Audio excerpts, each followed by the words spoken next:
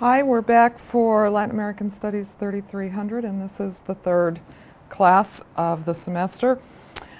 What we're going to do today is I am going to attempt to get myself caught up with where I would like to be in terms of narrating the passage of time from the late pre-Hispanic period to the early colonial period.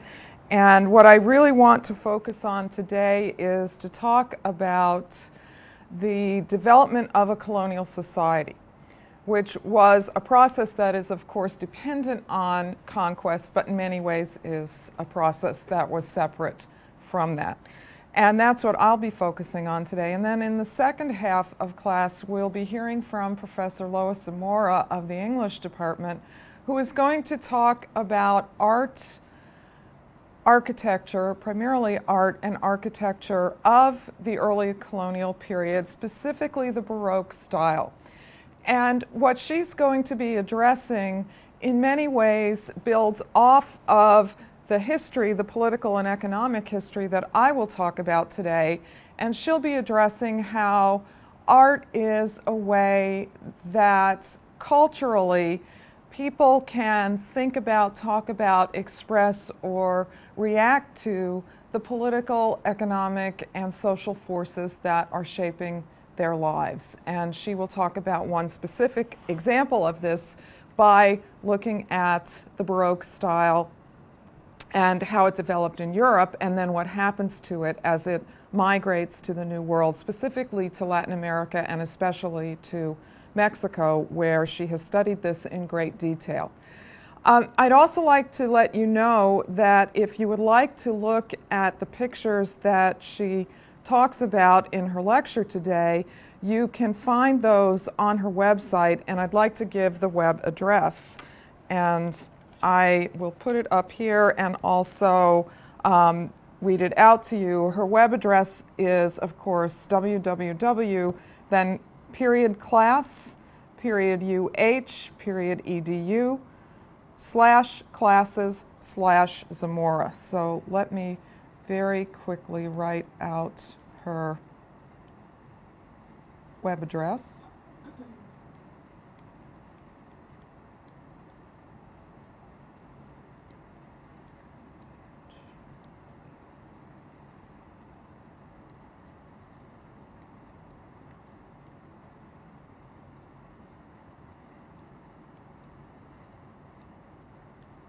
Okay, and the Zamora, of course, should go right there.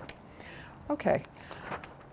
Before I get to the main topic at hand, since it's so related to what we were talking about last week, let me very briefly go over the outlines that connected to what I talked about last week. So we started last week by finishing up on the European and Iberian background to the foundation, the founding, exploration and conquest of Latin America. We talked about the conquest of the Aztecs, and that's pretty much what I finished up with, and I need today to pick up with the Spanish colonizing project. So we talked about the impact of the Reconquest.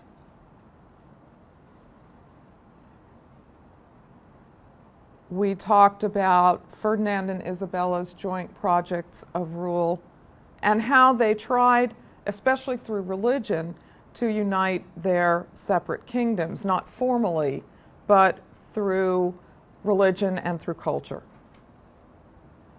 Then I talked about the conquest of the Aztecs. And one of the points that I wanted to stress here is that while there were many cultural differences between the Mexica and the Spanish, there were some similarities between them, and it was not necessarily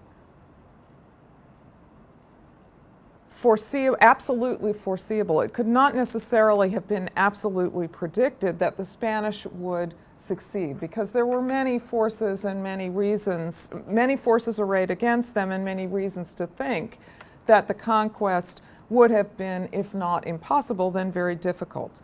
Yet for a variety of reasons that we talked about, the Spanish were able to be successful in their conquest. We then talked about the conquest in great detail, And what I want to pick up with today is the whole subject of how to construct a colony.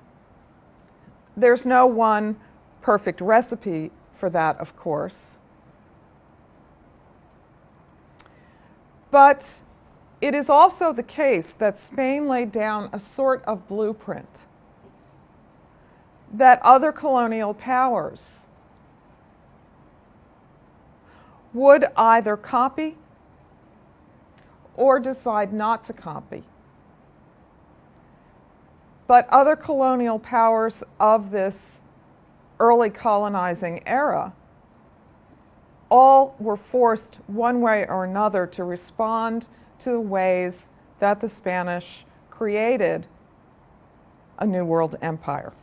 But before I get to the nuts and bolts of that, which are pretty important, because the nuts and bolts of how the Spanish created a colony help explain many facets of the politics, economics, and societies of Latin America today.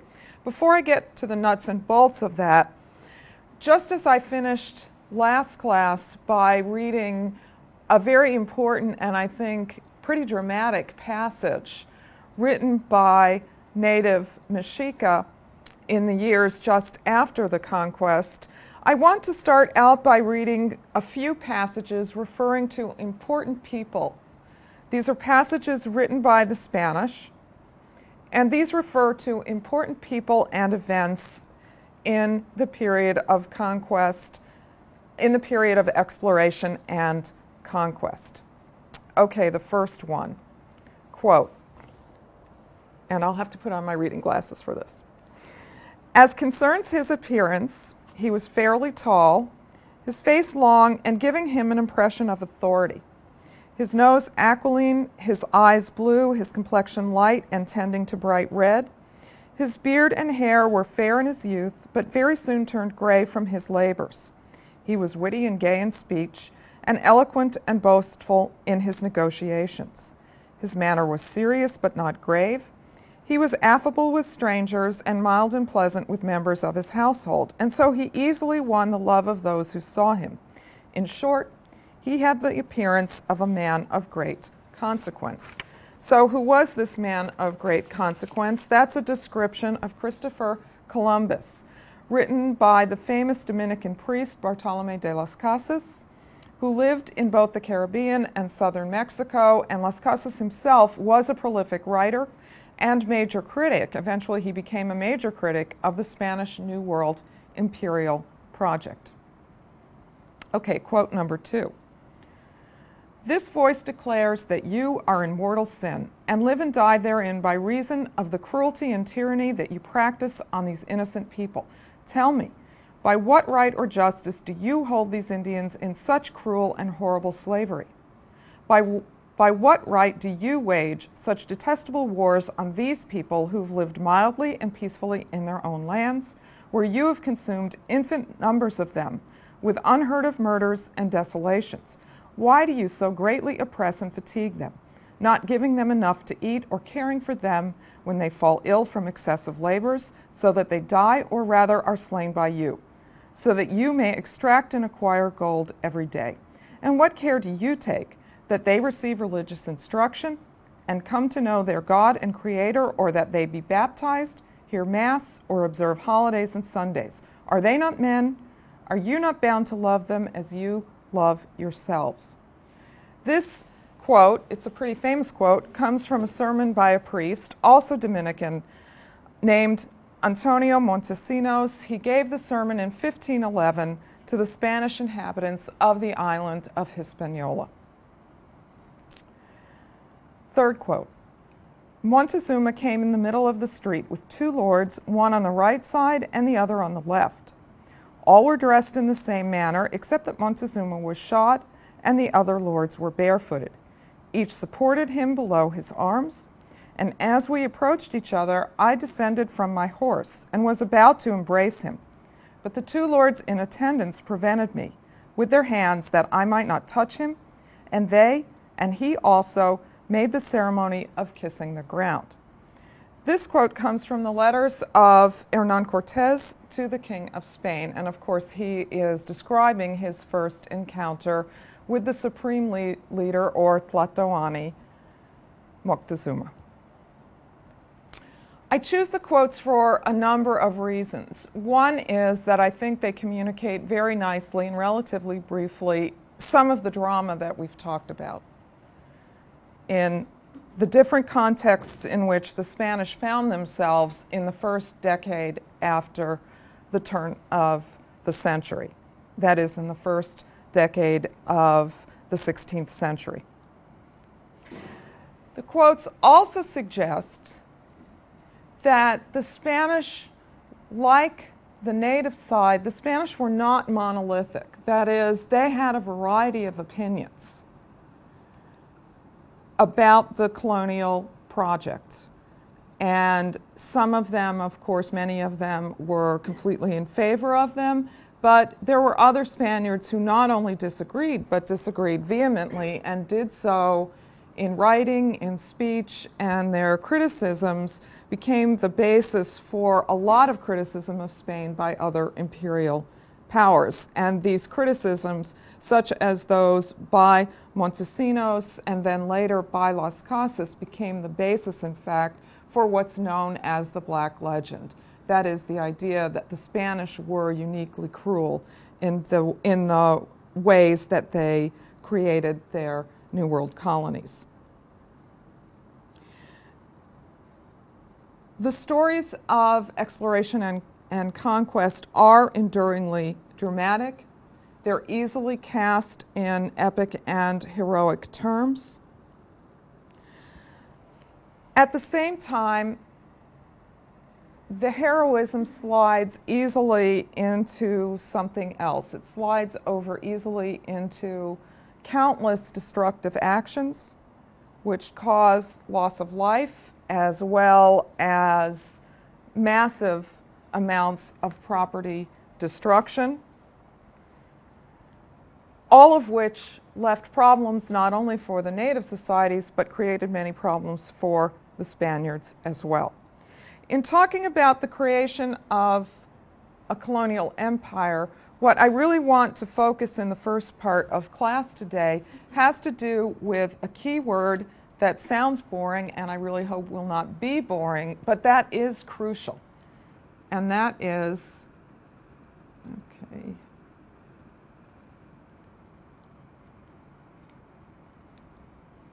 once again,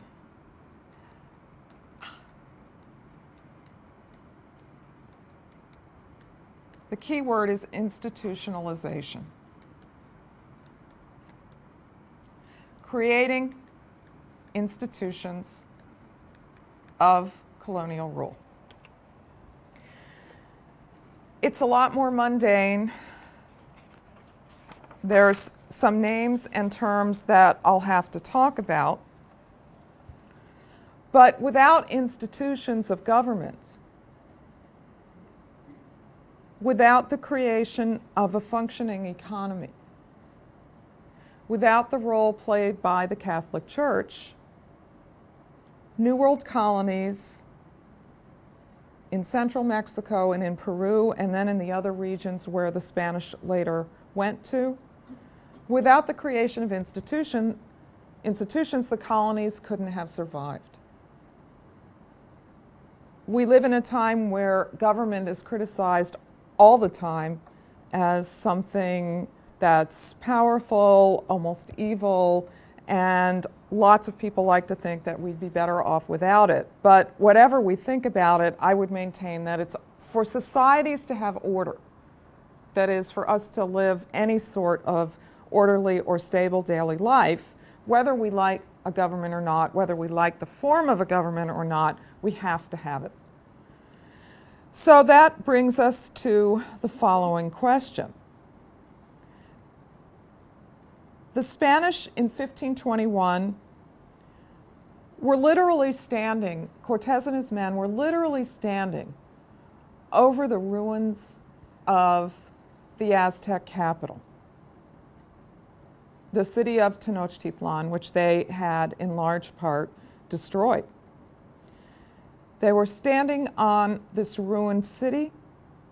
They were surrounded by corpses, and corpses who were dead, and in a sense, corpses who were living. That is, people who were so ill, so wounded, so dispirited, they could hardly go on.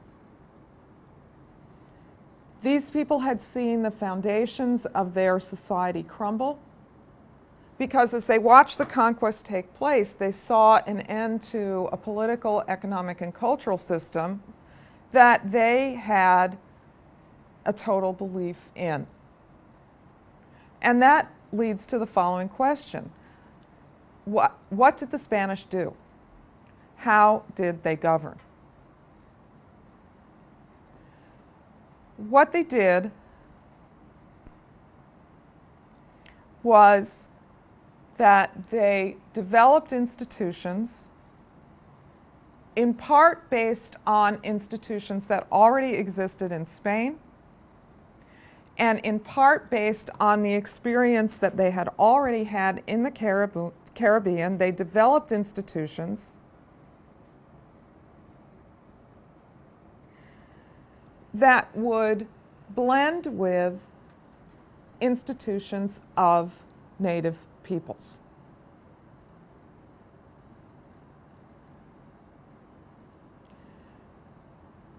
So the Spanish are using institutions that already exist, but they are also using institutions of indigenous people that already exist. So the idea is that they don't simply destroy the culture and politics of the native groups like the Mexica and other groups allied with them, or like the Maya in southern Mexico. They don't simply destroy their culture and political systems, they change those things. And as Spanish ways of doing things and as native ways of doing things, in a certain sense, merge together over time, both are changed, especially native institutions. They certainly change over time. But native institutions play a role in the development of colonial institutions and colonial society.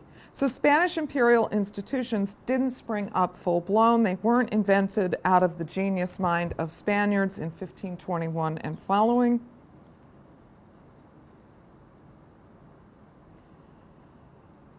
The institutions grow up somewhat gradually, and they are rooted in the past, in the Spanish past and in the native past. And that's why we talked in detail about both of those societies prior to 1519. There are four aspects of what would be characteristic Spanish patterns that can be detected in this early phase, first in the Caribbean and then on the mainland. And one aspect of creating a colonial society in the early period I have split into two on the outline in the PowerPoint. Using labor and the economic system and the centrality of the economic system. Those two factors are crucially linked together. But in terms of creating an institutional structure, first, on the part of the Spanish, there was a tremendous emphasis on town and city building. In the Caribbean, an early royal governor ordered that Spaniards not live scattered about the island of Hispaniola, but instead live in more concentrated settlements. This, of course, reminds us of the urbanism of the Reconquest, and it's related to the idea of protecting the Spanish settlers. But it's also related to the idea of the city as a powerful place. The city is a place to protect oneself and a population, but the city is also a place from which to project power.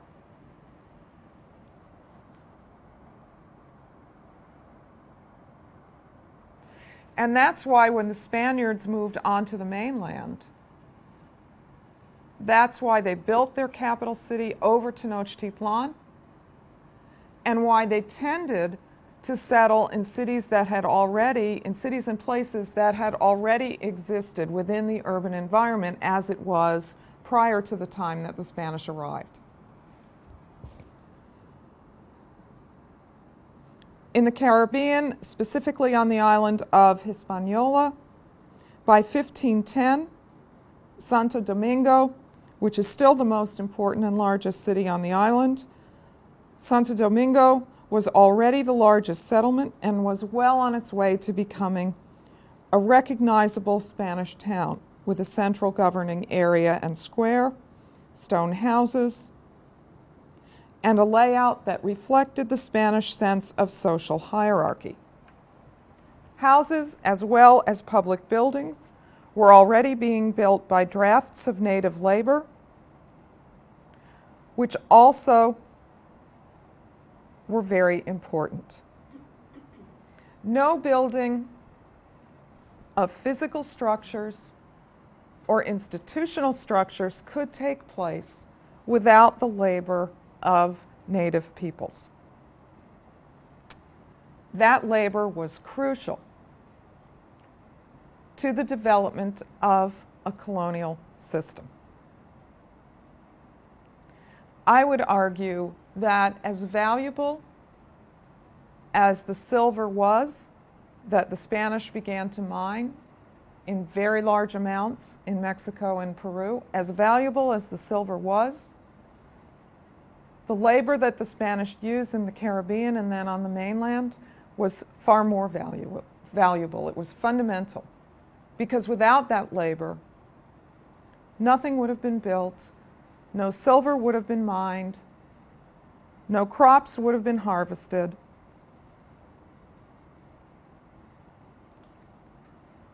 So that the labor that the Spanish used, and I'll talk later more specifically about how they organized the use of that labor, how they actually got access to it. The labor that was used for building, for mining, and farming was fundamental.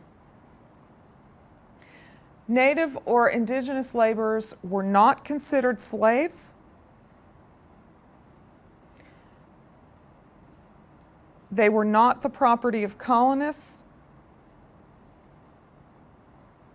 Spanish policy never promoted indigenous slavery, but when it began to be a problem, by 1542 it had been definitively outlawed. Yet native labor was forced, and the conditions under which natives labored, the conditions under which they worked, were very severe.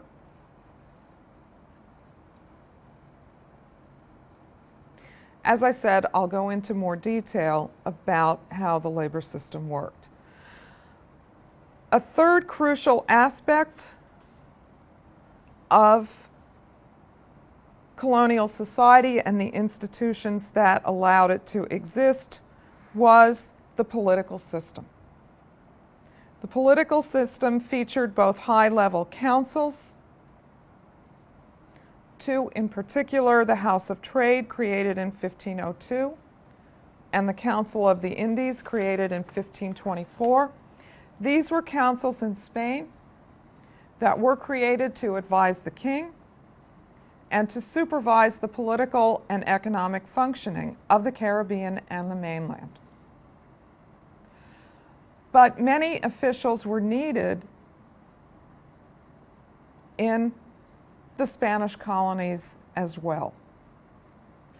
And a useful term that I can use to talk about the Spanish colony or colonies, because I will talk about the political jurisdictions and how these were defined a little bit later, a useful term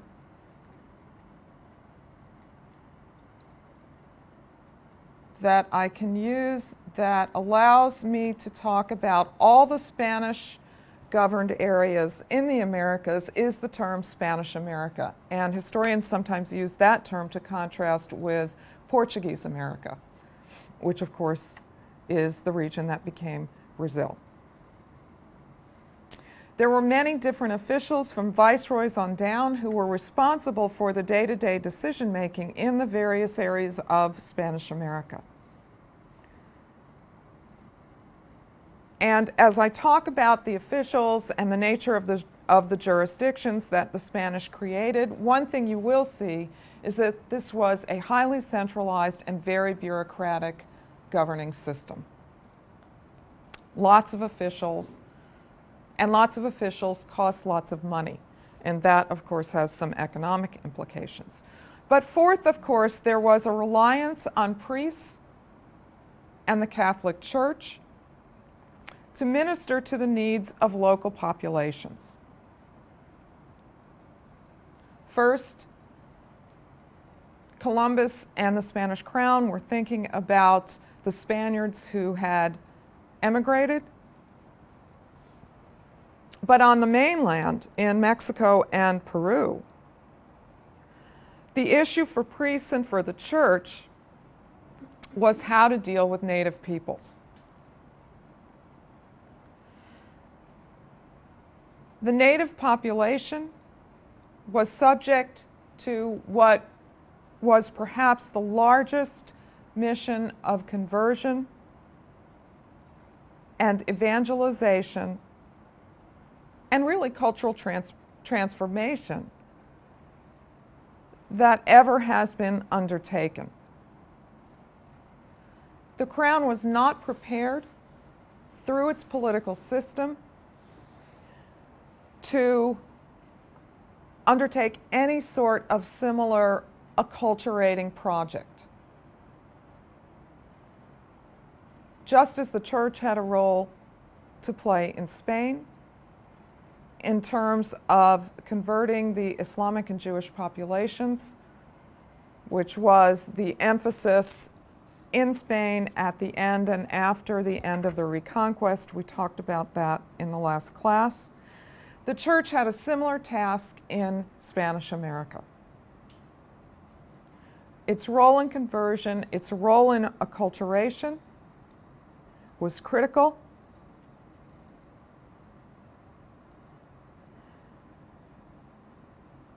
And however complex that task turned out to be,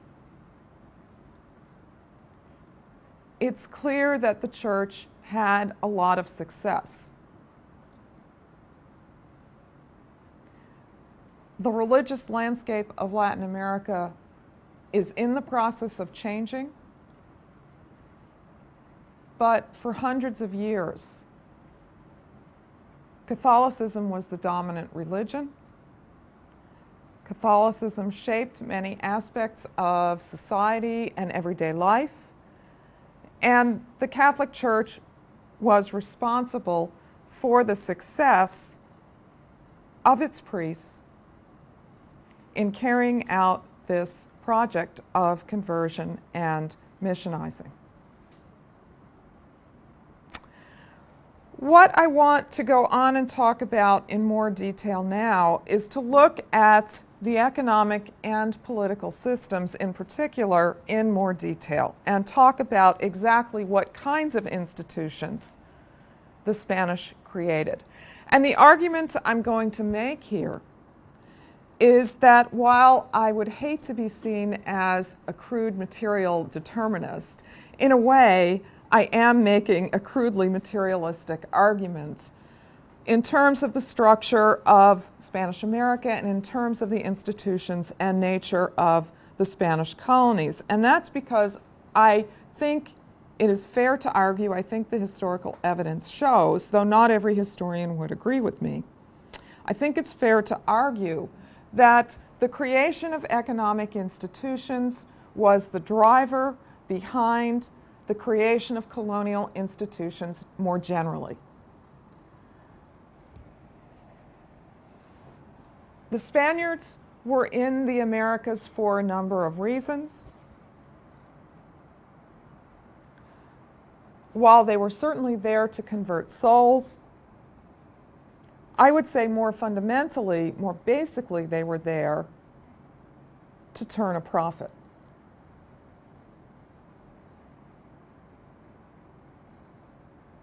They were there to turn a profit in part because that was the theory of colonialism of the time. That is the mercantile theory, the mercantile idea that colonies exist for the benefit of the mother nation.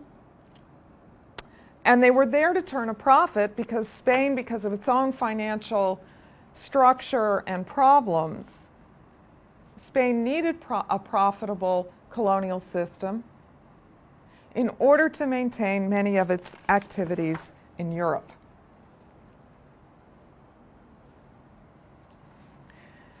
I also think that we can show that the basic economic institutions predate the basic political and religious institutions.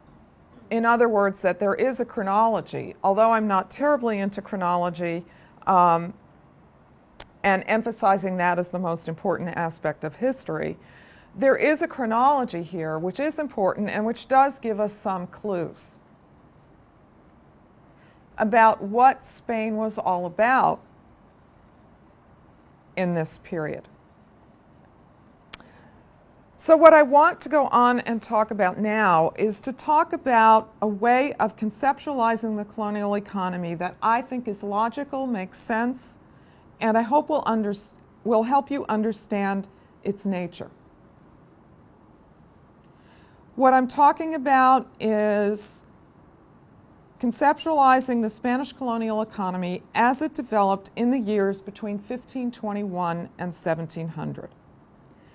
And what I really want to emphasize here is the idea that the colonial economy was divided into two sectors. And this is on the outline. There is a mercantile sector, or a mercantile economy, and then there is an internal sector or internal economy. And we also can think of the mercantile sector as the external economy. So there's a mercantile or external economy, and there's an internal economy. It is important for me to say that these are somewhat conceptual distinctions, and that there are some ways in which the sectors overlapped. But there were many ways in which they were separate. And the most important way in which they were separate and different is that they functioned for different purposes. The mercantile sector of the economy was that part of the colonial economy that was oriented toward Europe and based on capital. That is, it's oriented, I'll say that again, it is oriented towards Europe, and it's based on capital or money.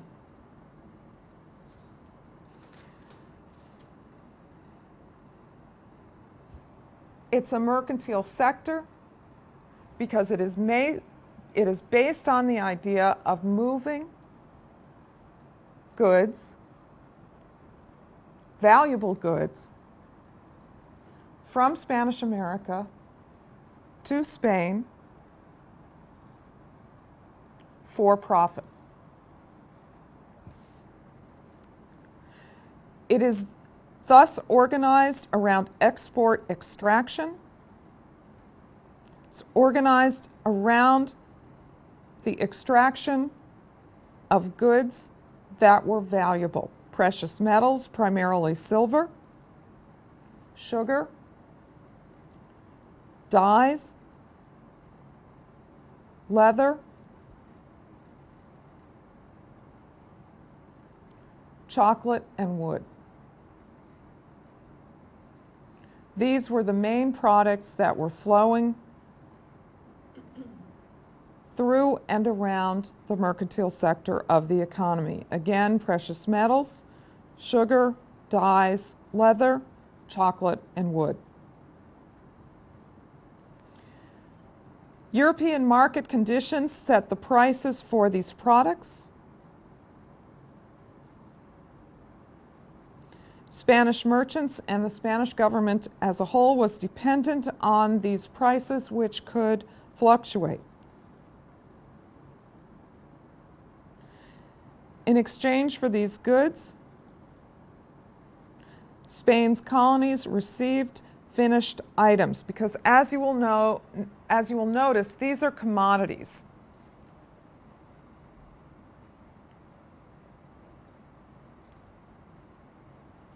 While they might be worked on to some extent in the Americas, worked on and changed from their raw state, we can even say that about silver, they would not be finished until they reached Europe. Finished items like furniture, the technology used for mining, fine clothing, fine wines, a diverse list of other luxury items. These goods would be created in Europe and sold to merchants and consumers in Spanish America in exchange for the export items flowing from Spanish America. African slaves were also imported through this trade system, and we will come back to the whole issue of slavery and the Atlantic slave trading system. But when I talk about labor today, I will be talking about native labor. Is there a question? Yeah. So what you're saying is sort of a cycle. What they would do is get the materials, create them in Europe, and then again sell them to... Well, either sell those items, some of those items, or other items. It's really it's a little bit more complex cycle than the raw good goes from Spanish America, is finished in Europe, and then is sold back. It's a little bit more, that could happen in certain cases, but it is more complex than that because there's more trading, and there's more production in Europe that's involved in the development of the patterns of exchange as they grew over time.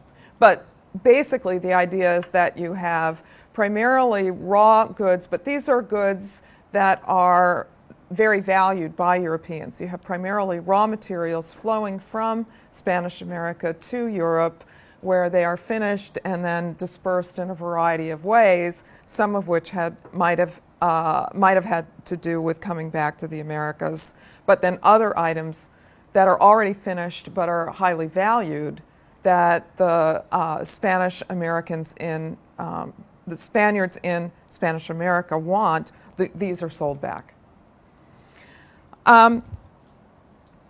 There are a couple of aspects of the mercantile system, the mercantile sector of the colonial economy, that it is important to emphasize. One is that there is a kind of inherent instability in it. And that is because, as I've already mentioned, the prices for goods flowing from Spanish America varied. And we know this ourselves because all we have to do is read a newspaper or turn on the news each day and hear TV news people or read journalists talking about the price of oil. We know it goes up and down, and we're very interested in what's happening to the price. Well, producers of oil are just as interested, but whereas we're interested in a lower price, they're interested in a higher price. So there is a kind of cycle, and there's a kind of instability to prices, which is important because it means that colonial economies in particular, this type of mercantile economy, can be very unstable. You can develop a system of trade, as the Spanish tried to do, which is very centralized, systematized, bureaucratic. It's supposed to work in a very organized fashion, but that doesn't always happen. in part because prices and the prices of goods change. Other factors which influence the mercantile economy are natural forces, such as floods, droughts, or hurricanes, which can either damage trade items or interfere with the process of shipping.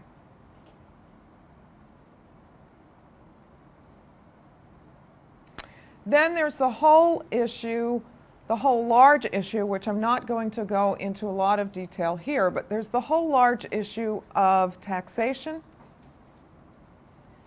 and connected to that, corruption.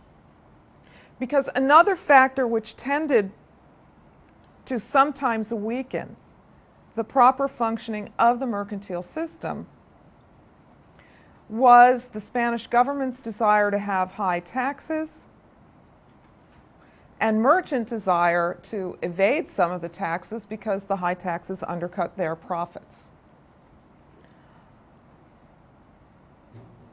And what that led to is merchants looking for forms of trade and people, places, or institutions to trade with that were not under the control of the Spanish government. And that undermines the mercantile system because it means that the government cannot completely control the flow of goods and the flow of profits, and therefore the flow of taxes. So mercantile systems have some inherent difficulties that make their functioning difficult, and therefore while a mercantile system can sound very logical and like it's an almost perfect system of trade for the benefit of a colonial power, in practice mercantile systems often have a lot of difficulty. Nonetheless, the mercantile sector was capable of producing enough profit so that it funded the colonial system, it enriched owners and investors, and it bankrolled Spanish monarchs.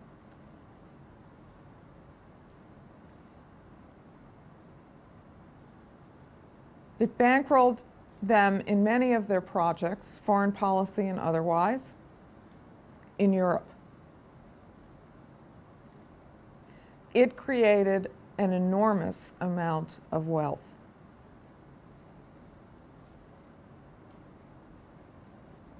If you go to London and you have the opportunity to see the crown jewels, I highly recommend seeing them, because you'll see the silver, the gold, and precious stones that came from a variety of areas of the world, Spanish America included, and you're seeing wealth transferred away from the regions from which it came and put to a kind of use that was common in this early modern period. It was a kind of use that was common, and it suggests the ways that wealth, the crown jewels suggest the ways that wealth was extracted from one part of the world by people who knew how to perform the labor in order to do that, and taken to and used for purposes and ends that have little to do with the people who did the work. And there's a sort of imbalance between the sectors of the economy that ultimately will have to be addressed by Spain. The other sector of the economy, of course, is the internal economy. The internal economy, the internal sector, existed to serve the basic needs of the population within colonial Spanish America. Again, the internal sector of the economy existed to serve the basic needs of the population within colonial Latin America. This sector of the economy produced the basic items needed to sustain everyday life. we think we need Starbucks or we'll die, but what do we need to sustain our daily lives? Well, we need food, we need clothing, we need shelter, we need the tools or the implements that we have to use to eat, to work, to do a whole variety of things that we like to do or that we think are important.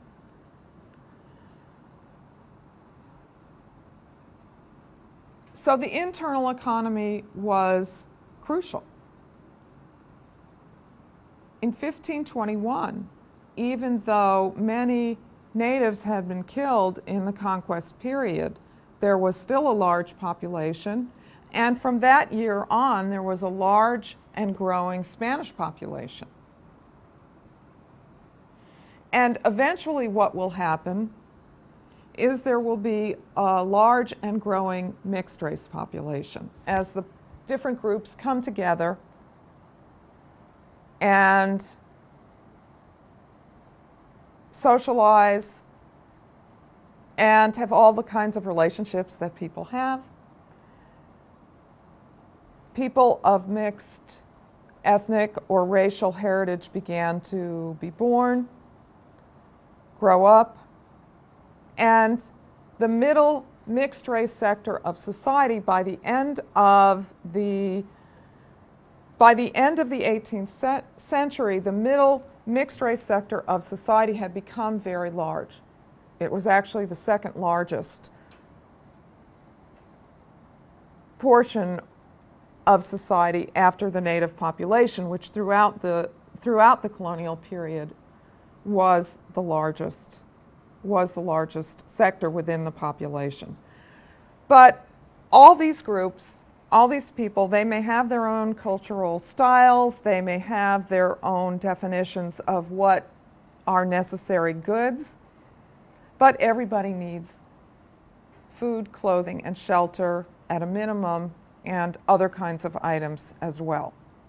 And it's that need and the economy that grows up to produce those cheap goods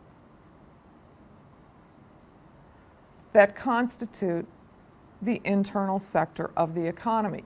Sometimes it is based on markets and money. That is, it is based on people going to markets to buy, using money, the items that they need or desire. Sometimes it's based on barter, trading items.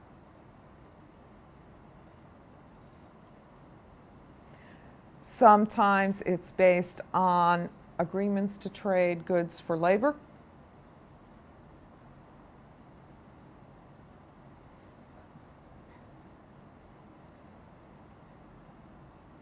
But the internal sector was just as important as the mercantile sector, because without the internal sector, the labor that the Spanish need to produce the goods that are traded in the mercantile sector, that labor can't continue to exist. So the mercantile and the internal sector of the economy are differentiated from each other. They relate to each other because the mercantile sector can't exist without the internal sector. But over time, one of the things that I think is most interesting about the colonial economy is that over time, these sectors of the economy begin to compete with each other. In the early colonial period, the mercantile sector was dominant. It was clearly dominant. But over time, as the population of Spanish America expanded, the internal sector becomes larger, stronger, and in certain ways more important. And when we get to the topic of independence, we'll see that if taxation without representation wasn't exactly the issue of Spanish Americans as it was for British North Americans. The relationship of the two economies was at issue, and there was competition, and ultimately there was conflict over the relationship between these two aspects of economy. But these aspects of economy also have some similarities, and that's because both are part of an economy, both are part of the provisioning and survival of people and society in a very basic material and physical way. And both depend upon a particular resource. That is, neither sector can function without that resource, and that resource is labor. So what I'd like to go on and talk about is native labor. What kinds of forms of labor were put in place through which the Spanish were able to profit from their Spanish American holdings, and through which the internal sector was provisioned with enough labor to create the goods that people needed in their everyday lives within Spanish America. Now, one of the first points I'd like to emphasize about the issue of labor and the use of labor is that in the areas that had been dominated by the Aztecs in Mexico or Mesoamerica and the Inca in Peru or the Andes, in those areas, the use of labor for public works, for creating items of trade or tribute, the use of labor for an imperial economy, for the needs of an imperial economy, that cultural pattern and practice, really set of practices, that cultural pattern and set of practices associated with it already existed. In other words, the Aztecs and the Inca were plenty capable of making people work and provide labor. So the problem for the Spanish, for the first conquistadors and then for the Spanish crown, the problem for the conquerors and the crown wasn't so much about creating a system of labor as it was about making use of a system of labor that already existed.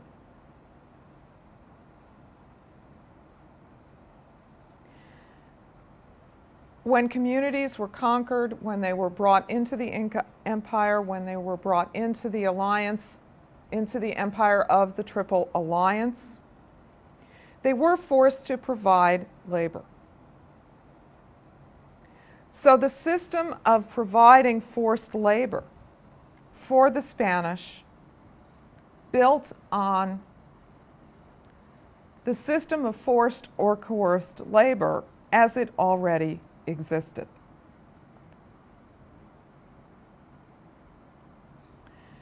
This was particularly true on the mainland, in Mesoamerica and in the Andean region.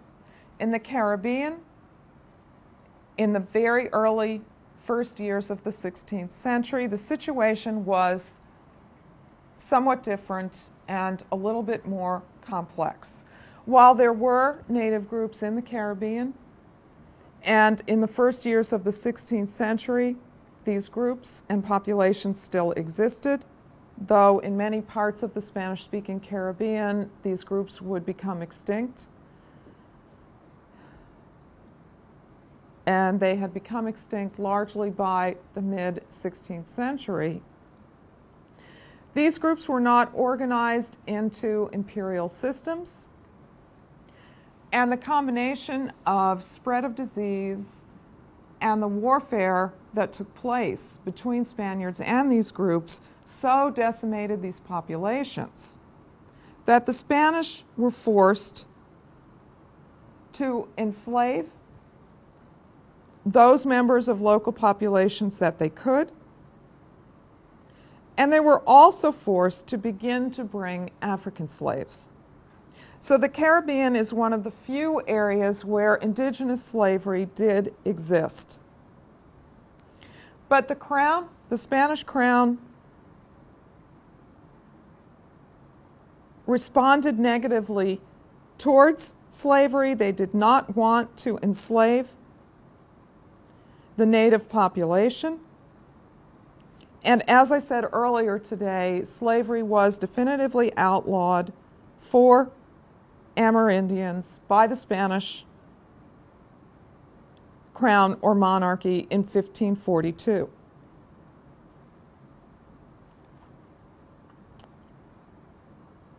So in the Caribbean, slavery, I'll get your question in a minute. In the Caribbean, slavery was a response to a particular set of conditions. There's a question. Yes, I was wondering what the Crown's said their reasoning was for outlawing slavery, because it seems kind of hypocritical. And did it have to do with the Catholic Church, or pressure from them that it was immoral, or were they afraid of an uprising? That's a good question that historians don't have a single answer to, but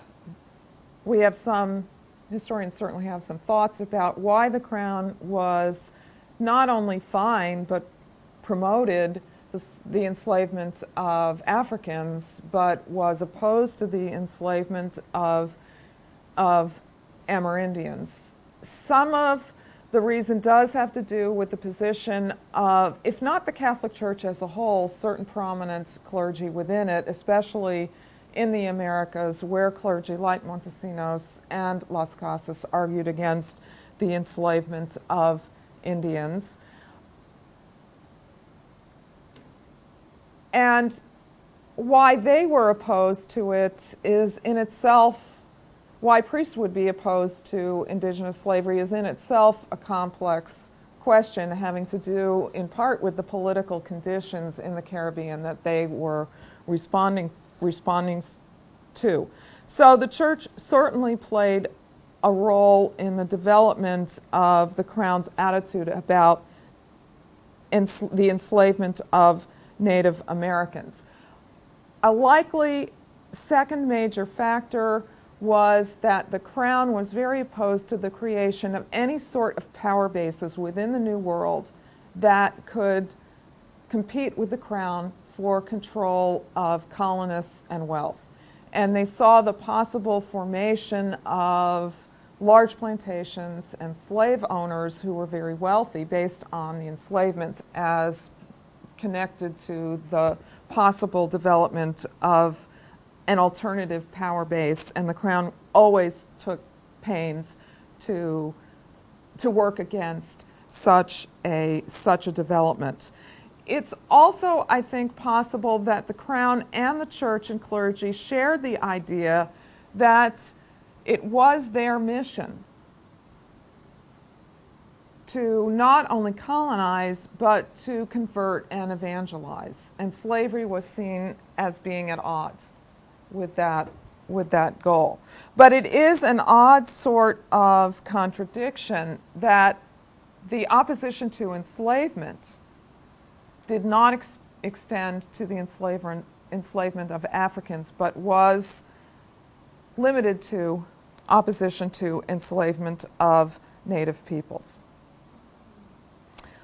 On the mainland, in most parts of Mesoamerica, and then in Peru, slavery was not the primary means for organizing labor. And there were a number of reasons why that was the case. As I mentioned already, systems for systems for extracting forced labor already existed, and the Spanish could make use of those. Introducing a system of slavery which, although there was slavery in indigenous societies, it existed on a much, much more minor scale. So although a form of slavery existed in the late pre-Hispanic period, it wasn't developed enough to be useful for the kinds of labor that the Spanish needed. And the kind of system for the extraction of forced labor that existed among the Aztecs, that existed for the Inca, that existed also among the Maya, given that these kinds of systems already existed, it simply was easier for Spaniards to make use of the system for organizing and gaining access to labor that already existed.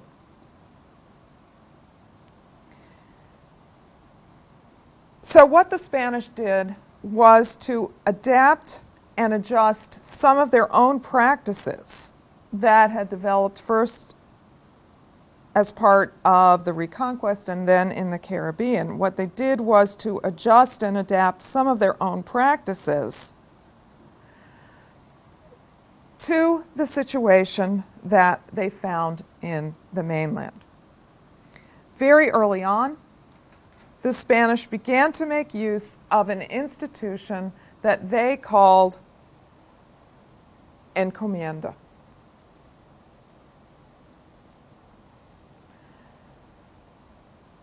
The institution of encomienda was the first means by which the Spanish crown and colonists organized the labor that they needed for agriculture, for mines, for public building projects, both in the Caribbean and then in the early colonial mainland.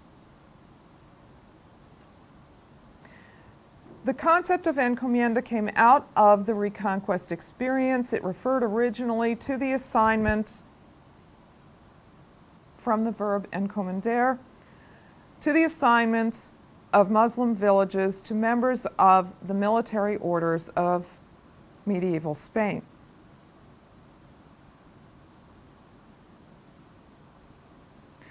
In Spain, the term also generally referred to the assignment of tribute payments to rulers and nobles. In the New World, it would come to have somewhat different meanings. In the Caribbean, encomienda began as a substitute for slavery.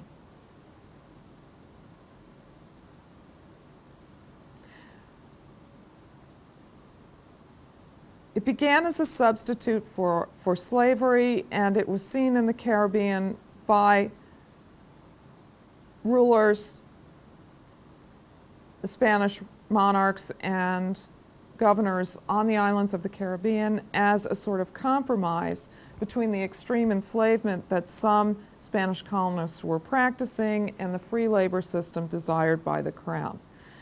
But in the Caribbean, the term encomienda began to serve as a sort of cover through which raids, capture, and what was virtually slave labor continued. On the mainland, the term encomienda came to have a narrower and more developed meaning.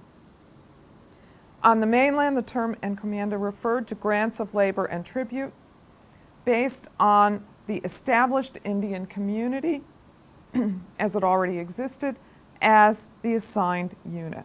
Again, on the mainland, the term encomienda referred to grants of labor and tribute based on the established Indian community as the assigned unit.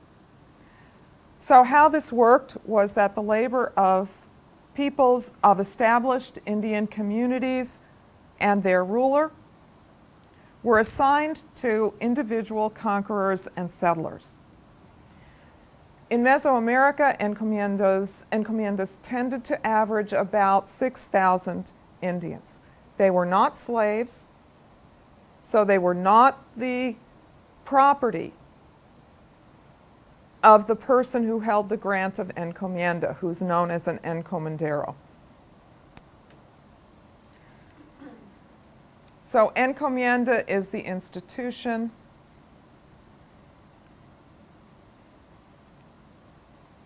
And an encomienda is held by an encomendero. It's a grant of tribute and labor. It's not slavery. It's also not a grant. It's not a land grant. It does not automatically give anyone ownership of land or even the right to use land. What it gives the holder, what it gives the encomendero, is the right to use the labor and gain the tribute of the people who are so assigned. Does that make sense? They're not slaves. To some of you it makes sense, to others no. I'll come back to the no in a minute. It's not slavery, at least not legally. It's not slavery, and it is not associated with land ownership. The encomendero does not own the land and doesn't have the right necessarily to use the land. He might gain it, but he would have to gain it separately and through other means. It's a right to tribute and labor. It's a right to work and the production, what is produced by the laborers. And as it originally developed, it's a right of tribute and labor with no limit. In other words, if I'm your encomendero, I could make you work 24 hours a day, 7 days a week, if that's what I chose to do. Now, of course, you'd likely either rebel or drop dead, but in such an abusive labor system, so it's impractical. But you see my point. There's no limits placed on it, so it's already inherently a forced system of labor because I simply have the right to your labor. But in addition to that, there are no limits placed on it, so I have as much of a right to your labor, as much of a right to the goods that you produce as I possibly can have. So it's coercive and it's highly abusive. Yeah. So would it then be just a term? Because if you have the rights to their labor, do the natives have the right to refuse? So therefore it's not considered labor? It's not considered slavery? It's not considered slavery because there's no ownership of people involved. But what I'm saying is that if you looked at the practice of slavery on the ground and you looked at the practice of encomienda on the ground, they don't look very different. That is a point that I do want to make. There's a legal difference between them, and it is important, but I do have the right to use physical punishment to force you to do the labor that I require. But there's somebody negotiating in between you as the labor providers and me as, in this case, the encomendera. And that is that the native leader, called by a variety of terms in different indigenous languages, but once the Spanish arrive,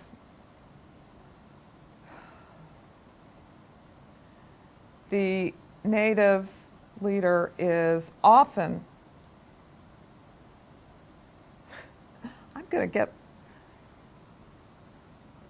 get how to use this pen more effectively. Okay.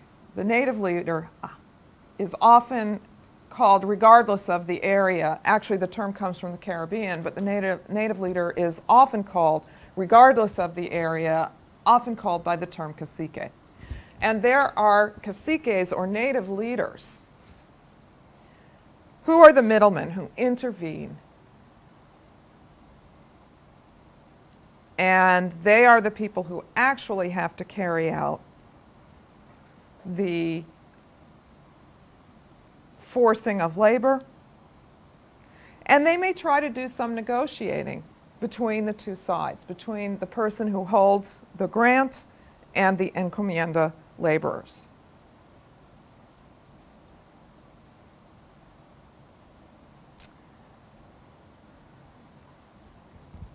By the mid to late 16th century, a critique of the system of encomienda had developed.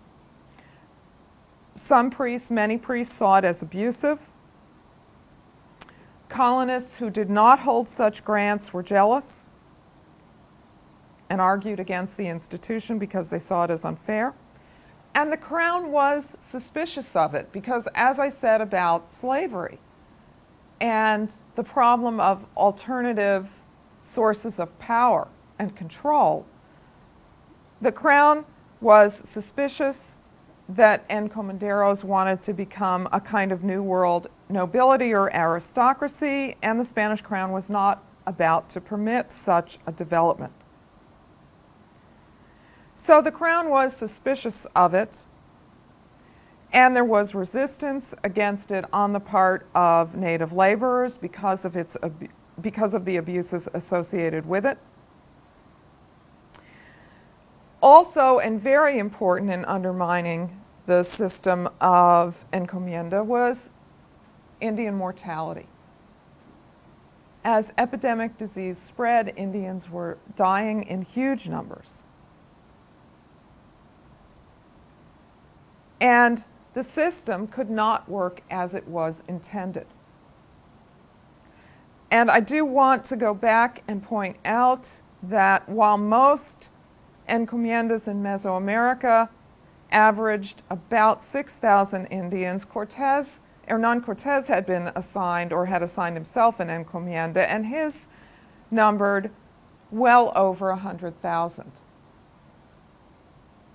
Indians. So there was a variation in size, and no matter how large or small the grant of encomienda was, the institution of encomienda was undermined by all these factors. What was set in its place?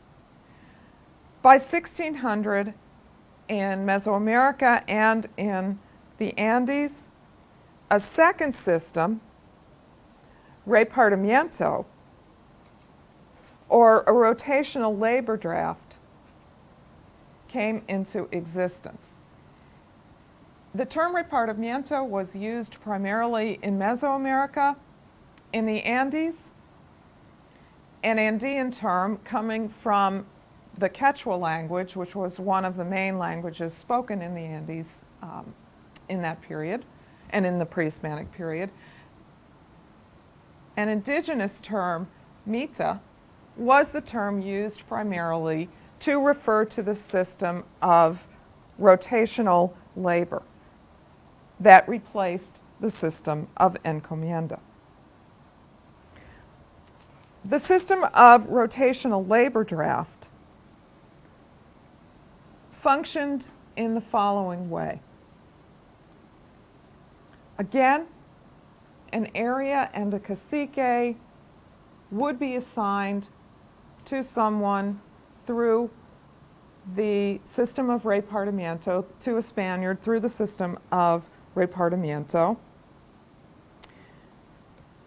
The communities in the area so assigned, and again it's not a land grant, the communities in an area so assigned would rotate in providing labor, so that the men of the communities would have to provide labor for a certain number of days during a certain number of months each year. But the idea was that this was less coercive, less abusive, because the burden is shared through this idea of rotation. The other aspect of repartimiento that is important for me to point out is that it separates labor from the payment of tribute. Tribute is also to be paid, though by this time, by the late 16th and early 17th century, tribute has begun to turn into taxation. That is, instead of paying tribute in goods, you make payments, tax payments, through cash. And how do native laborers gain cash? Well, they're supposed to get a wage for their repartimiento labor. Government officials, private business owners who have laborers assigned through repartimiento are supposed to pay the laborers a wage, and part of that wage can then go to pay taxes. So this is, in certain ways, it's a very amoral or even immoral system, but there is a certain genius behind it, because the Spanish have the right to coerce labor, and then they use the labor to make goods,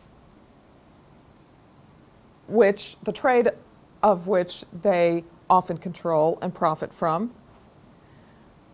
But through the wages paid for the making of the goods, they tax the wages, gain the capital that they need to maintain the colonial system.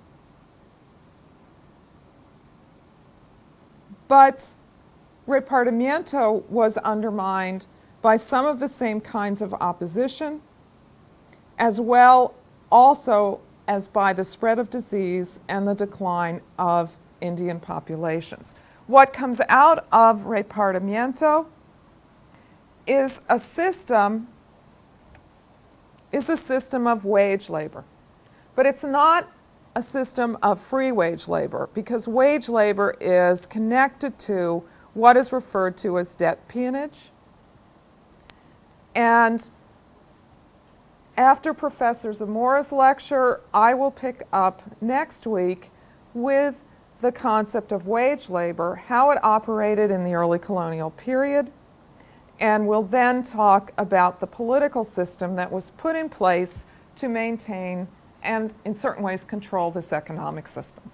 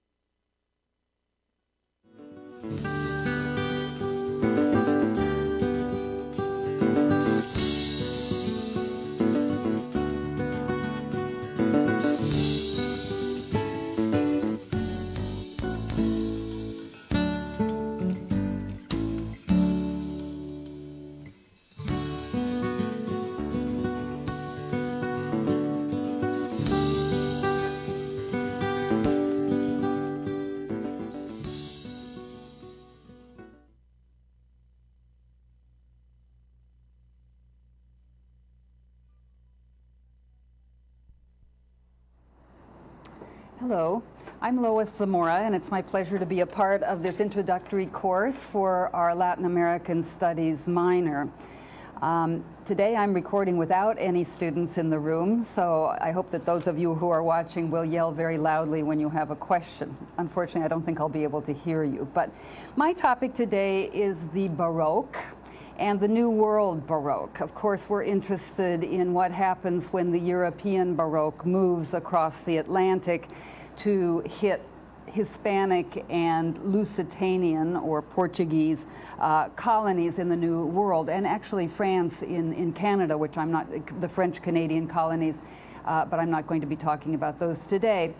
But before we can understand the New World Baroque and that great style, which we might say is the Latin American style, I'm interested in knowing and talking to you about what is the European Baroque. Obviously, the Baroque starts in Europe and goes to Latin America. So first, let's talk a little bit about art historical periods. And here, if I could have my tablet, I would be very interested in showing you a kind of schema.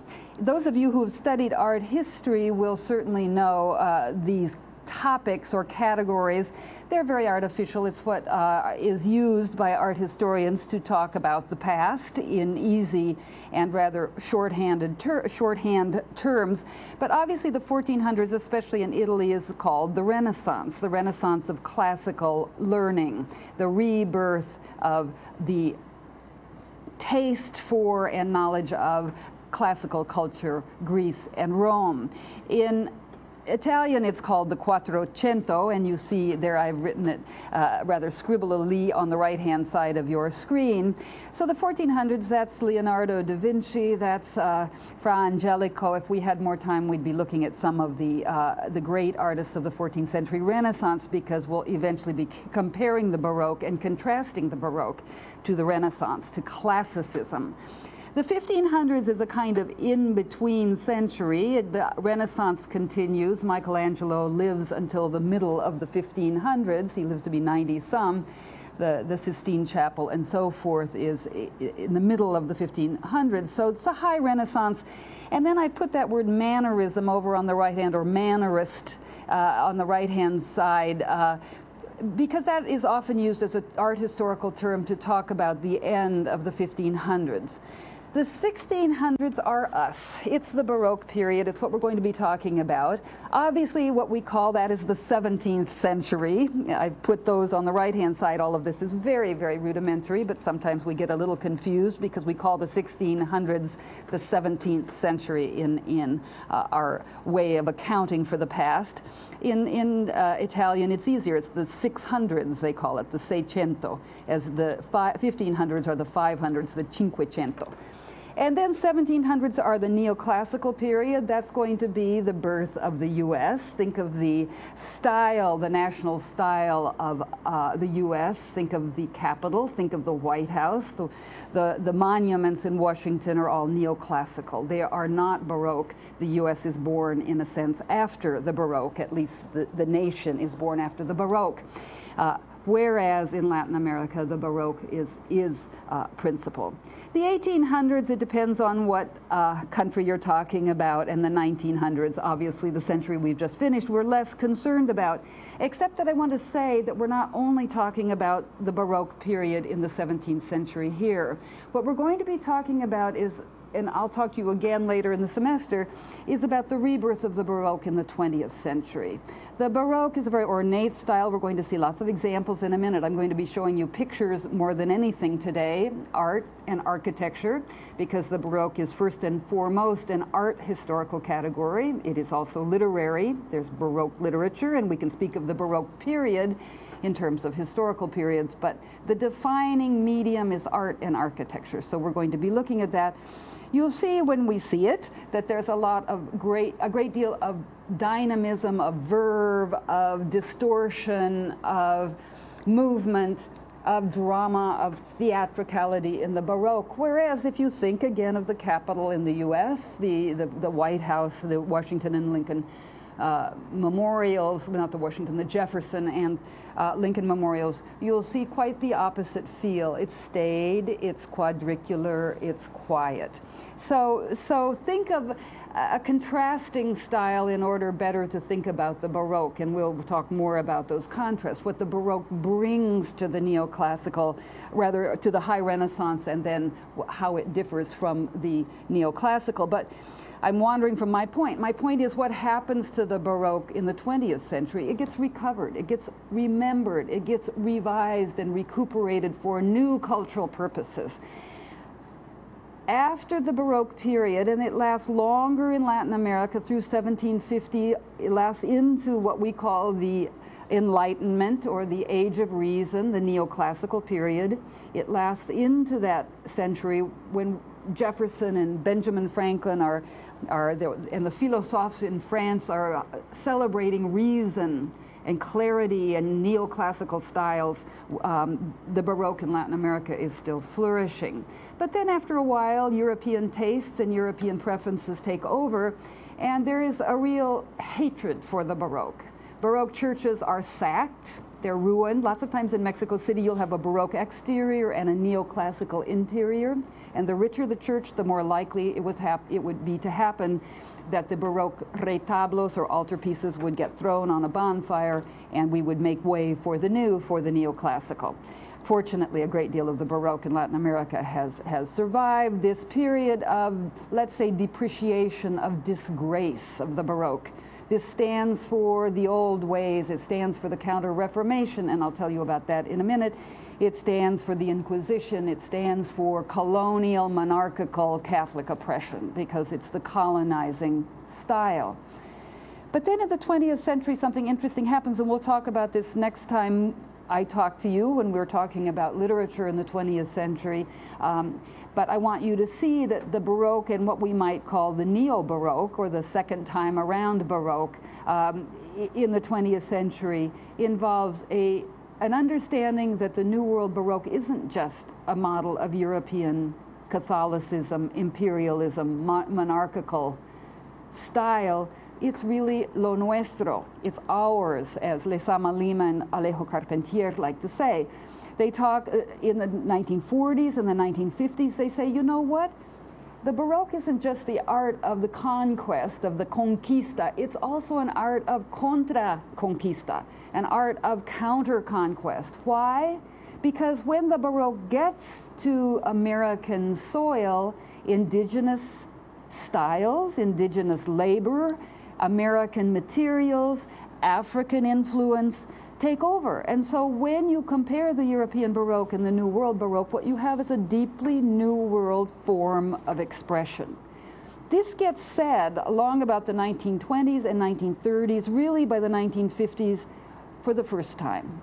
Until then, and even with cultural historians up into the 1980s, the Baroque is still just barely worthy of attention because it's the bad style. It's the style that accompanied the conquerors on their ships to the New World. So it's a very interesting, let's say, re-evaluation, re-vindication of the Baroque in the 20th century. And so you get an author like Garcia Marquez, whom you're going to be reading, I trust, and wonderfully so, who will say, oh, I'm not a magical realist, I don't know about that term. What I am is a Baroque writer. I go back to Cervantes, I go back to the great epic tradition of the Baroque.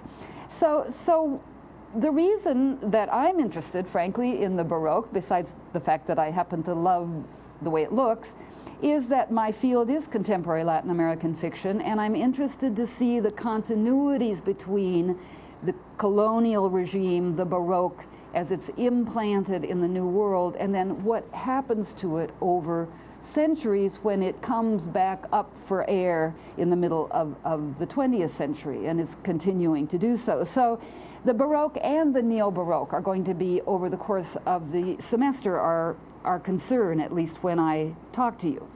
So we now have our art historical categories. What we're going to be doing is mainly talking about the 17th century today and into the 18th century. I've got the European art historical categories on the tablet that I showed you. I said 17th century.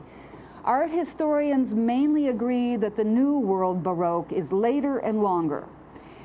They tend to say that it starts around 1640. It takes a while for it to filter over to the New World, and then, as I said already, it continues into the middle of the 18th century. The high Baroque in Mexico, called Churrigueresque or Churrigueresco, after two brothers, architects from Spain, called Churriguera. That Churrigueresco style is really in the middle of the 1700s. So it goes on until, let's say, 1750, 1760. So when I say to you Baroque period, you're going to say in Europe it's 17th century, that's the 1600s, and in Latin America it's later and longer, 1640s more or less to the 1750s or 60s. So we have our time frame very clearly. Now, we have to do one more historical and date business before we can go ahead and look at some wonderful art. And that is, we have to think about why the Baroque, why this radical change in style, because you will see that it's quite a change from the earlier, more quiet, classical style of the Renaissance. And what was happening in the 17th century, and indeed in the 16th. And I'm going to see if I can turn my page here. Turned it the wrong way. There it is. Just a couple of words, Reformation and Counter-Reformation, on our tablet. Notice that these are the 1500s, these dates. You have to have them. So this, we're talking about what happens in the 16th century that's going to create the need for a Baroque style. Martin Luther, as you know, pounds his 95 Theses on the church door in Wittenberg, Germany in 1517. Now, just for keep balancing Europe against the New World. What's going on in 1517 in America? Well, we have 1492, of course, but it's going to be 4 years later that Tenochtitlan, Mexico City, is taken by Hernan Cortes. So that the moment that you have this really serious unrest in Europe, and especially in Northern Europe, you're having the establishment of the monarchy, the Spanish Catholic monarchy in the New World. So what you have is, on one hand, the expansion into the New World of the Catholic domain, let's say, or the expansion of the Catholic domain into the New World, I should say. And on the other hand, you have this whole group of Protestants getting really upset with the Catholic Church. Between 1517, and by the way, Luther never intended to establish a new church. He wanted reforms within his church, the Catholic Church, but as things got more and more out of control, there were separations of groups. As you know, we can't go into too much into the 16th century here. But look at what happens. We have this term Counter-Reformation. Catholic scholars don't call it the Counter-Reformation, they call it the Catholic Reform. So we have the Protestant reform, or the protest, if you want, that is the reform in the North against abuses of Catholic practice, as you know. And then we have the Catholic reform. The Catholic Church loses 1/3 of its believers between 1517 and 1545, when Pope Paul III calls an ecumenical council. He calls every Catholic leader that he can find, which is to say all of them, and they meet in the town of Trent in Germany. And they say, this is serious, people. We've lost 1/3 of our believers. There's iconoclasm in the North because the Protestants were never very in favor of the beauty that Catholic churches feel will conduct the believer to the divine. The Protestant says, no, no, no, this is an obstruction to prayer. We got to have our bare walls. So there's a real difference in attitude about the use of images in worship on the Protestant side and the Catholic side. But the Council of Trent really does need to be remembered if you're interested in the Baroque, because during these almost 20 years, there were 3 different sessions, each one about 18 to 20 months, where the cardinals and Catholic hierarchy met together and said, what are we going to do? If you go to the web and you put in Council of Trent, you will find the 25 decrees that were issued from the Council of Trent about, well, for example, church positions, bishoprics, should not be handed out to people who don't live in that area. We really need to have bishops living where they're supposed to be working. Things like that. We've got to clean up our administrative practices.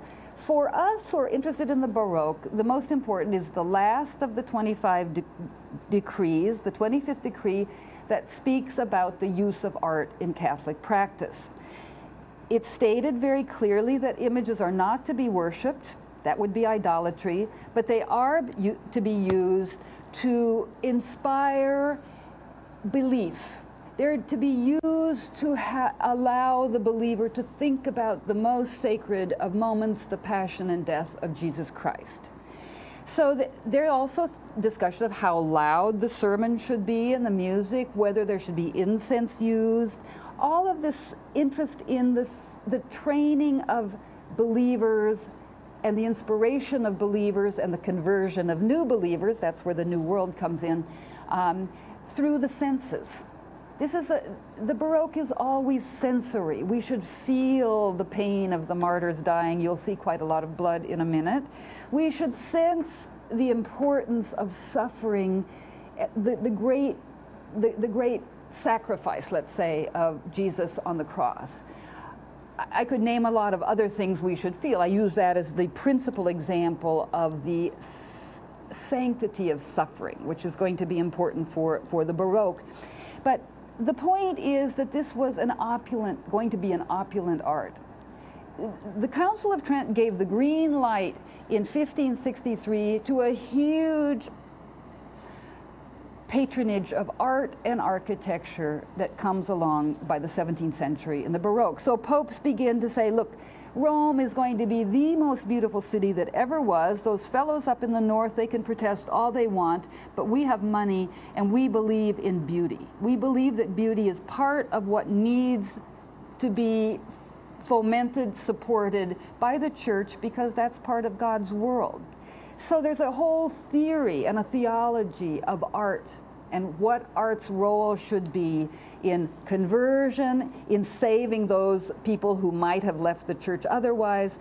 So for all of those theological reasons, we get a huge flowering of color, of movement, of emotion. We're to look at a suffering saint and be moved to believe. So all of this emotion is really a result of the Ecumenical Council of Trent, where the role of art in worship is established. So I think if we remember those for now, there are many other dates. Let me just write here, down here, 1521, America. That's the conquest, or if you want, the defeat of Tenochtitlan, Mexico City. So let me put Mexico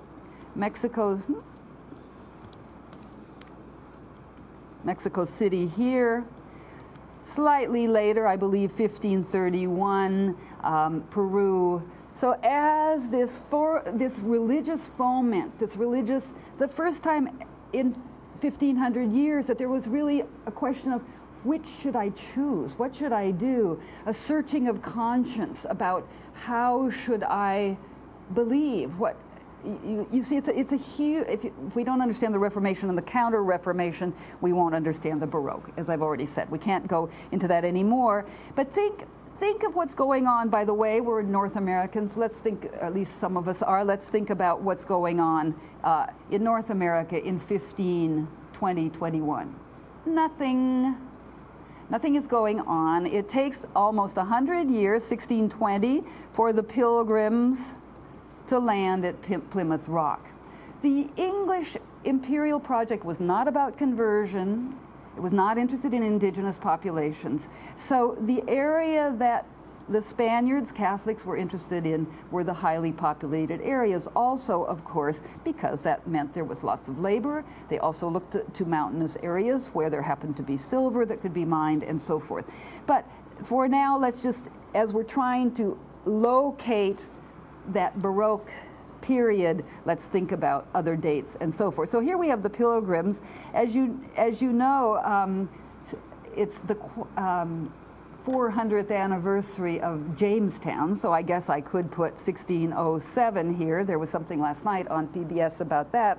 So, but it's much later that the English settlements really begin to take hold. So, as I said, the United States as a nation, and even North America as a community, as a people, let's say, get started late for the Baroque, because the Pilgrims, of course, what are they? They're Protestants. They're even more reformed than the reformers. That's why they go to North America in the first place. They have no truck with anything Catholic. They have no truck with anything Jesuitical. The Jesuits were the great purveyors of the Baroque in the New World. So the Pilgrims, if you could imagine their churches, and we sort of can, we have some early colonial churches, bare walls, white, no visual images. Martin Luther says visual images would be interesting, you know, if they're accompanied by text, but we don't want them hanging up there on walls. That might lead to idiosyncratic interpretation. We are going to be a text-based, print-based culture. Everybody's going to read the Bible. We don't need those pictures to tell the biblical stories, because literacy will be a major issue in Protestant communities. So there's a very different attitude on the part of Protestants and Catholics, on the part of the English Imperial Project and the Spanish Imperial Project, in putting up pictures.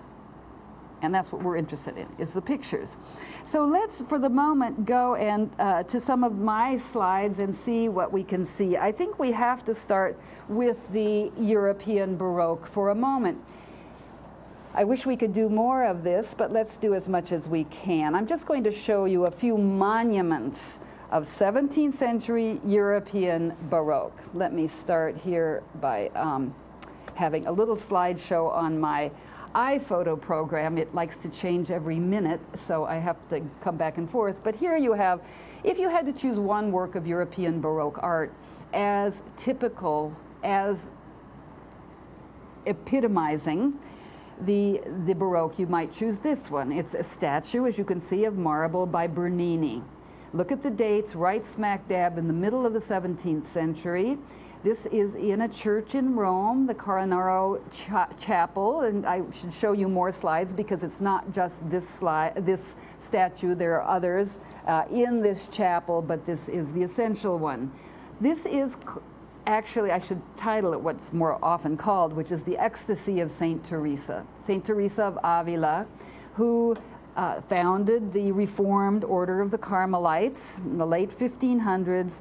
Her order was very important in proselytizing. She was made a saint in 1622, so she's one of our Baroque saints. The Baroque saints mainly are like her. They started the Reformed orders. I'm going to go back now. We're going to have to keep doing this because I can't get it to stay for more than a minute, and I have more to say about it than a minute's worth. But what this is Saint Teresa in ecstasy. What does that mean? She is united with God. She says in her writings that she felt moments when she was united with God. So she's in a trance, if you want. This is a mystic, Saint Teresa. And what is that angel with his little smile doing? It's not a Cupid, don't make that mistake, please. It's an angel with an arrow, because she says in her memoir, her life, it's called Las Mordadas, that she felt the word of God piercing her heart. So we have her here. Look at, she's on clouds. She's up in heaven in her ecstasy. I think I have a close-up of her head. No, I don't in this. I'm going to suggest you a great book for learning more about the European Baroque if you want to do that, because we don't have time. But her eyes are rolled back. You'll see lots of swooning saints. You'll see martyred saints and swooning saints in the Baroque. Why? Because we needed both if we were Catholics wishing to reconquer Europe and to conquer the New World. We needed martyrs, people who were willing to go out and risk their lives and die happily for a cause. Don't think that martyrdom is limited to only a few religions. It's certainly a very basic part of Christianity, and in this period in particular. And Also the ecstatic part, the sense that the human self could relate to and become indeed one with God. Now, if you look at this image, what you'll see is an interesting tension that's very characteristic of the Baroque. Two different things are true at once. In this case, eroticism and otherworldliness, or if you want, sensuousness and spirituality. The flesh, the body, the feelings can take you to God, can unite you with God. So that seems a contradiction in terms, spirituality and sensuality at the same time. We're going to see it all the time. What I call it, and indeed John Rupert Martin in the book I'm going to recommend to you also calls it, is transcendental naturalism. You have the most realistic face and hands and feet of Saint Teresa, even as what we're really being told in this statue is you too can lose your body and become one with Christ.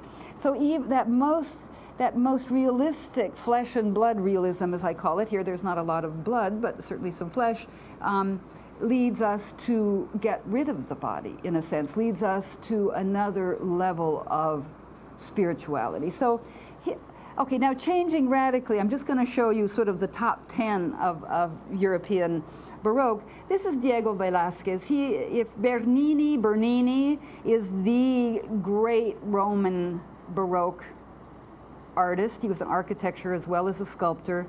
Velázquez is the great Spanish Baroque painter. This is one of the most famous paintings on earth, I think. It's there on the left. You'll see Velázquez painting a big old canvas. We see the back of the canvas. And for a moment, we assume he's painting the Infanta Margarita. That would be the daughter of Philip IV, who was the patron of Velázquez. Velázquez was a court painter, and here he proudly paints himself with the cross of St. James on his tunic, but we see in his right hand his paintbrush and so forth. But if we think a little more, and we are careful to look, we say, now, is he really? He's not looking. Excuse me, that's one more Velázquez we're going to see. He's not looking at the Infanta Margarita, he's looking at me. He's looking at the viewer standing in front of the painting. But what else might he be looking at? Look at the reflection in the mirror at the back of the room. It turns out, we can recognize them because we've seen them in lots of others of Velázquez's paintings. It's the king and queen, Philip IV and his queen. He's painting the king and queen who stand where I'm standing as a viewer outside of the canvas. This is typical of the Baroque, this play of reflections. We get a painter painting himself painting. There's often a play with levels of reality. We also get a painter painting something that we only see reflected in the mirror at the back of the room. So the reflection of the subject of the painting. The painting isn't about what it's painting at all. It's about, some art historians say, it's about Velázquez trying to make himself important. Once more, we're not quite done yet here with Las Meninas. By the way, Las Meninas means ladies in waiting. Another reason why we might think he's painting this group that stands in front of us. Those are the Infanta Margaritas, ladies in waiting. You see on the second from the right is a dwarf who would have been a playmate of the Infanta, and a little kid on the very right. Look at, he's putting his foot on the dog there. They're just kind of having a nice little afternoon. This group around the Infanta, who's terribly beautifully dressed. Velázquez did a portrait of her in that very dress, a full-size portrait, so we know who she is and what she looks like. Behind the Menina, in the middle, we see a nun and a priest or a brother, a friar. So everything here is represented. But what my point is in showing this painting is, first, if you wanted to say what is another epitome of Baroque art, you would say Las Meninas, for the reasons I've stated. I show you one more of Velázquez's huge obra, his huge group of works, and I hope you'll have or will see some in the flesh, as it were, on canvas rather than in books. There are plenty of them, and they're often Velázquez shows, but the Prado in Madrid is the great repository of Velázquez. Here, Venus at her toilette, preparing, let's say, dressing. Here you do have a Cupid. This is Cupid and Venus. When you have a Venus, you'll often have a little winged creature who's her messenger fellow. And she's looking at herself in a mirror. One more time, this idea of reflection. We don't see her, but we see her reflection. Art historians like to say that it's distorted. Her face wouldn't reflect in that way because it's too far to the right. But this is very Baroque. Look at the curtains, the folds in the drapery. You're often going to see in Baroque painting that kind of, this is a very different kind of drapery. Let me just go back one more minute. The curtain. Why a curtain there? Well, to take up space. Well, to show the virtuosity of the painter. It's hard to get those folds and those reflections. Look at the way the color is manipulated, how we get a little line of white showing the fold as it comes out toward us and so forth. So it's a compositional and a technical matter. It's also, I think, typical of the Baroque because the Baroque likes folds. It likes sinuosity. It likes the ups and downs and overs. It resists a straight line, the opposite of the neoclassical. Again, think of the Parthenon, think of the U.S. Capitol. So the fold will become an important motif, as will columns in but columns of decorative sort, not straight. They're going to have garlands. They're going to be all twisty. Again, a reaction against the sobriety of the Renaissance. And here, Peter Paul Rubens from the north. He's Catholic. He was born in Germany but settled in Antwerp, now in Belgium. It was the southern Netherlands, property of Spain until the late 1500s, but the reason Belgium is Catholic to this day and Holland is Protestant is because there was a war in the north. Spain lost the southern part of its possessions called the Netherlands at that time, and so we consider the Netherlands to be Holland. But Rubens, a great Catholic artist, and again, one of the top five. We've just seen Bernini, we've seen Velázquez, now we have Rubens. And would you excuse me, it's R-U-B-E-N-S. That is a terrible mistake at the top of your screen. Rubens, R-U-B-E-N-S, The Descent from the Cross. You see the realism, now we're going to start seeing Christ's, I'm sorry about this. Look at the fellow in the upper right. It's called The Descent of the Cross. Look at the fellow in the upper right. He's holding the shroud with his teeth. What an odd pictorial detail. Rubens wants to show us that this is a heavy body. This is a human body. This isn't just a God that's disembodied. The body is important here. It's heavy. Look at the work that people are going to get him down off the cross. He also, this is part of a triptych, the middle panel. It now is in the cathedral in Antwerp. I highly recommend it to you. The other great triptych that is in the cathedral in Antwerp is the Elevation of the Cross. I don't believe we're going to see that today. We have to get on to our New World Baroque. So the cast of characters, you have Mary, the suffering mother here, Mary Magdalene, always shown at the foot of the cross, and another less identified Mary, but three women. You have the Apostle John, you have Saint Joseph of Arimathea, who gave the tomb. Remember, there was no tomb ready for Christ, and so it's an identifiable cast of characters. Now let's go on to our next, and hope that thing goes away. This is Caravaggio, number 4 of the great Baroque painters. Italian and early. Everyone knew what Caravaggio was doing. Caravaggio took chiaro oscuro, that light that comes in from an outside source, to new levels. Here you have another descent or entombment of Christ. Again, the three Marys, Mary Magdalene with her hands raised, the ecstatic Mary the Mother with her shroud, and the other Mary there. Caravaggio does a self-portrait. He puts himself in as this man in the foreground. That's Caravaggio's face. He wants to play a role in this painting, it would seem. Okay, let's go on. I wish that would go away, but it won't. You'll just ignore that line at the bottom. A detail, the suffering mother. Let's go back and see where she is. on the painting. Here you'll find her. I pointed to her already. Look at the way the light is handled. You can barely see this guy. The light comes in from the left-hand side. It shines. Look at the very strong shadows. Light and shadow is absolutely typical. The manipulation of the illusion of space with light is essential. And of course, the light shines on this very human body of Christ. The emphasis on the suffering body of the man, not the etherealized Christ of the resurrection. For that reason, Good Friday in Latin America is much more important than Easter Sunday. There you see the lines. She could be your aunt, she could be your mother. She's utterly realistically deployed and depicted, but why? For what purpose? So that we can understand the metaphysical, the spiritual. So that the realism as a way of understanding the super real, the spiritual. And then one more by Caravaggio. This is Mary Magdalene. I have a particular interest in Mary Magdalene. And she was kind of a poster girl for the Baroque. In part, that's why I'm interested in her. Why was she a poster girl? Because she was a convert. The Baroque art and artists were interested, and the church was interested in converts. What were they doing? Converting the entire Americas at this period in the 1600s.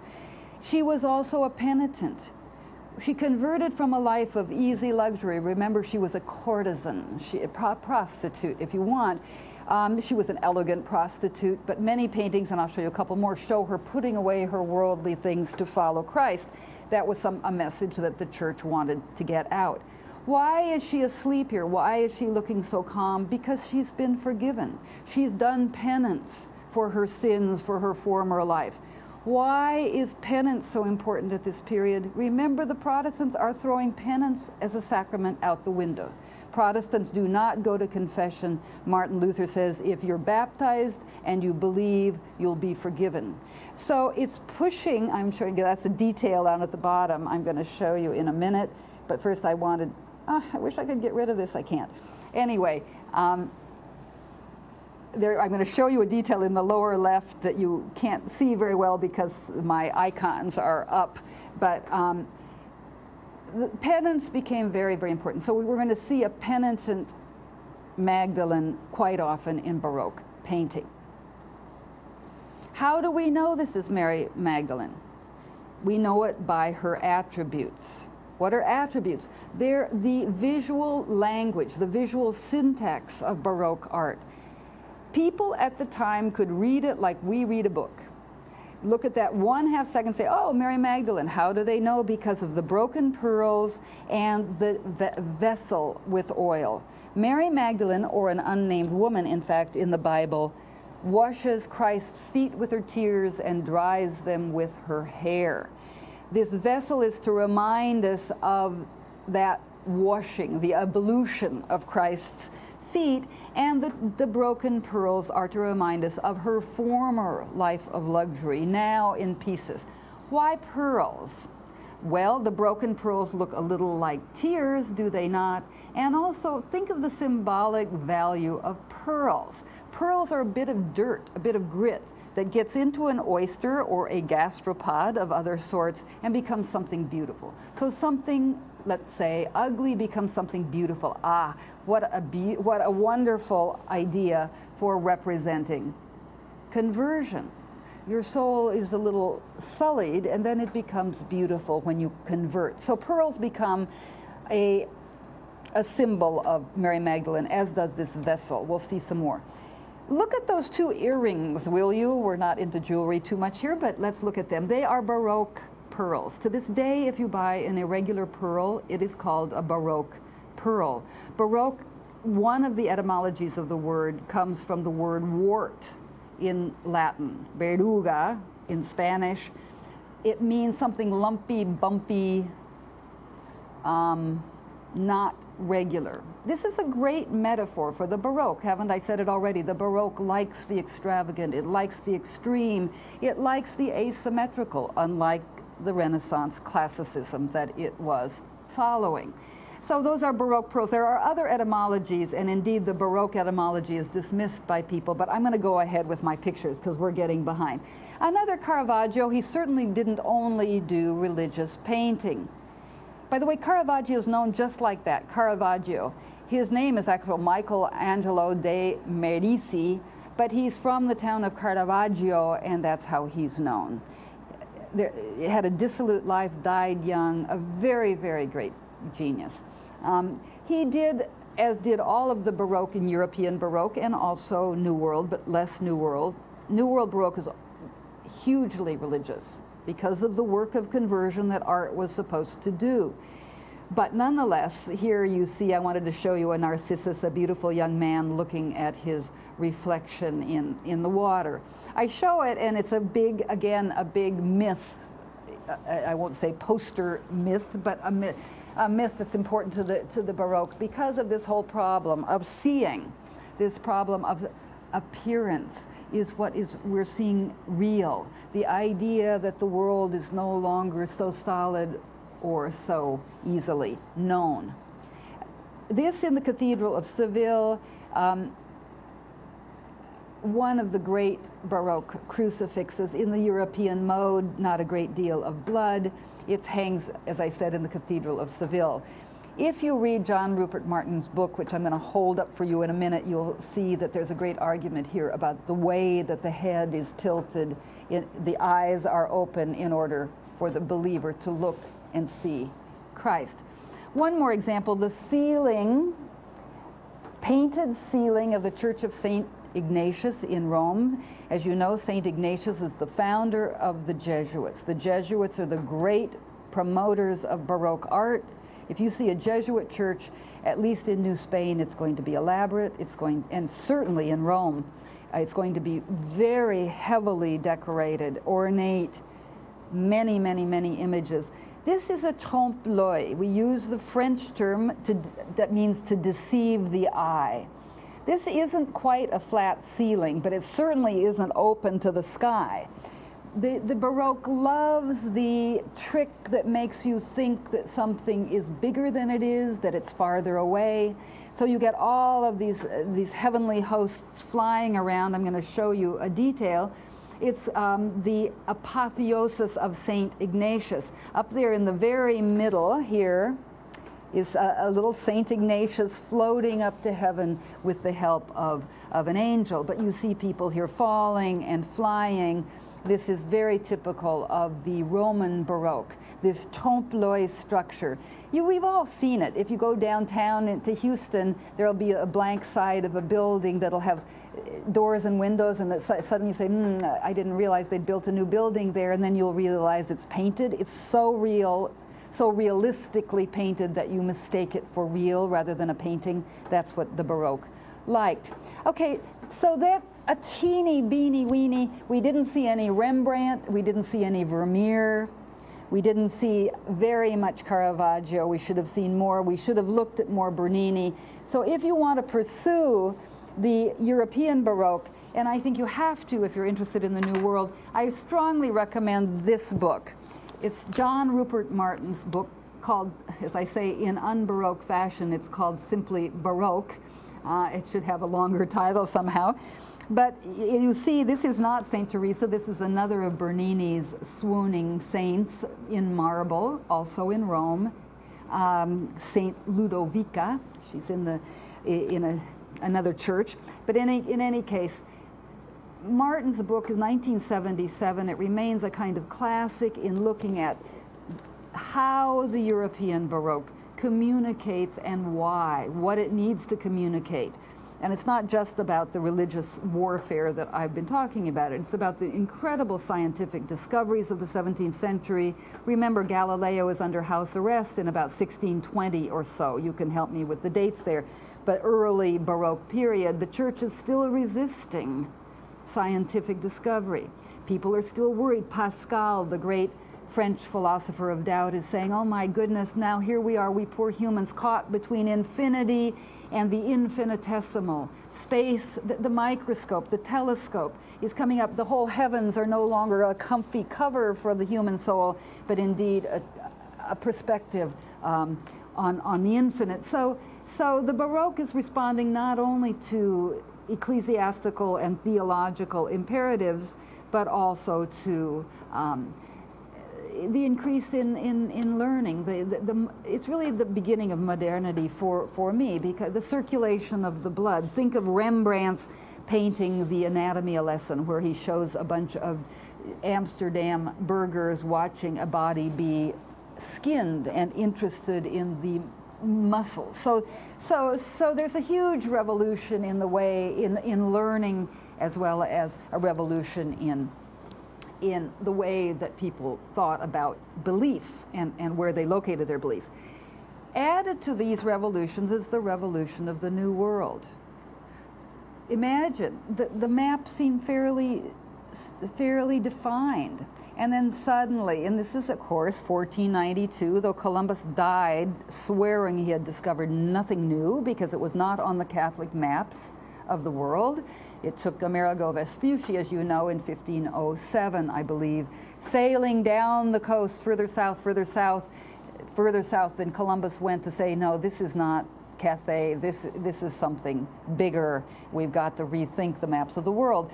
But by the 1500s, the news is coming back from the New World. The globe itself seems to have expanded to the point of explosion. So what you had in science, in theology, in geology, in astronomy that seemed certain over the course of the 15th and then more in the 16th century begins to look exceedingly uncertain.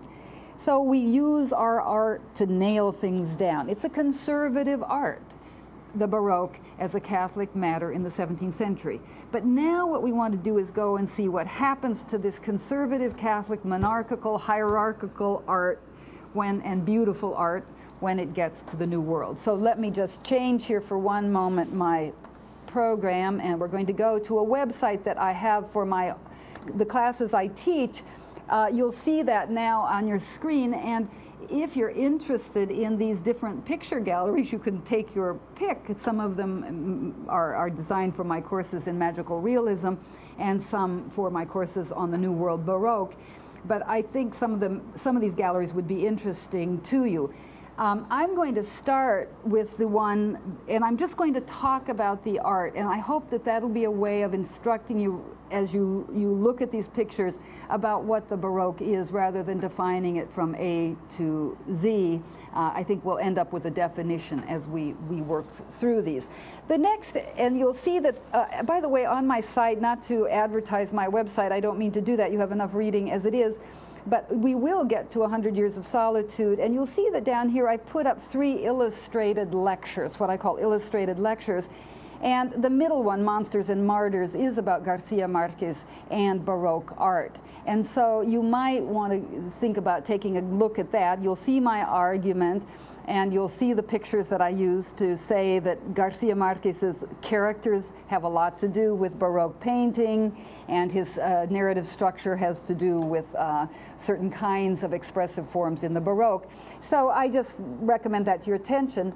I'm going to start actually and look at some of the Baroque art that I do use with Garcia Marquez. And so let's start with this. This is almost all New World.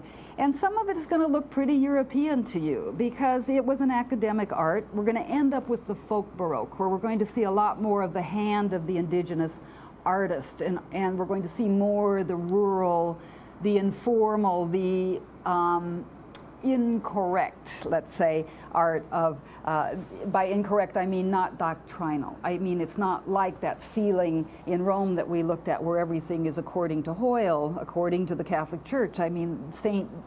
Ignatius Church isn't going to have any funny business with respect to belief. But here, let me just show you levitating figures. These are 4 paintings by Jose Ibarra. Levitation, flying. If you've read Garcia Marquez's The Old Man with Enormous Wings, you might have a thought or two about that. I talk about it in my essay. But here we have, as I list them on top, ascension, here's the ascension of Christ, the suffering mother here looking up, he's coming out of the tomb, the apostles around, and so forth. That's the ascension. Here Pentecost, the speaking in tongues, again the apostles listening, Mary, the Virgin, super important in Latin American art. Here are the Assumption of the Virgin, God, the Trinity up here, God, the Holy Spirit, and Jesus, and the Virgin of the Apocalypse. Now, the Virgin of the Apocalypse is very important because St. Michael plays a role here. St. Michael is slaying a dragon that is attacking a woman clothed in sun. This is from the book of Revelation, and God is helping out up here. Notice the way this is. You might think it's the same painting as the one I'm going to show you next, but it's not. It's that these paintings become very conventional. There's a certain way of doing this figure described in the book of Revelation as a woman clothed in sun. She's not described as the Virgin Mary, but she's often taken as and for the Virgin Mary. But the Virgin Mary doesn't have wings. So you can see that this is a particular scene being illustrated. This art illustrates biblical text. So here, look at Saint Michael, who kills the dragon. His attribute is a sword. Here, it's another painting. Can we see it okay? I hope you can. I'm supposed to look down here. Well, it's not the very best of reproductions, but you get a bit the idea. Again, Saint Michael. It's a different composition. You see the God, he is up here putting the angels, as it's described in the book of Revelation, giving angels to this woman clothed in sun, who also represents the church, according to certain, the nascent church, according to certain biblical commentators. It's a different details, but basically, if you didn't look closely, you could think it's the same painting. What is this to tell us? It's to tell us that by the middle of the 1700s, that's the 18th century, Miguel Cabrera, the very greatest of Mexican Baroque painters, is very schooled in how you do it.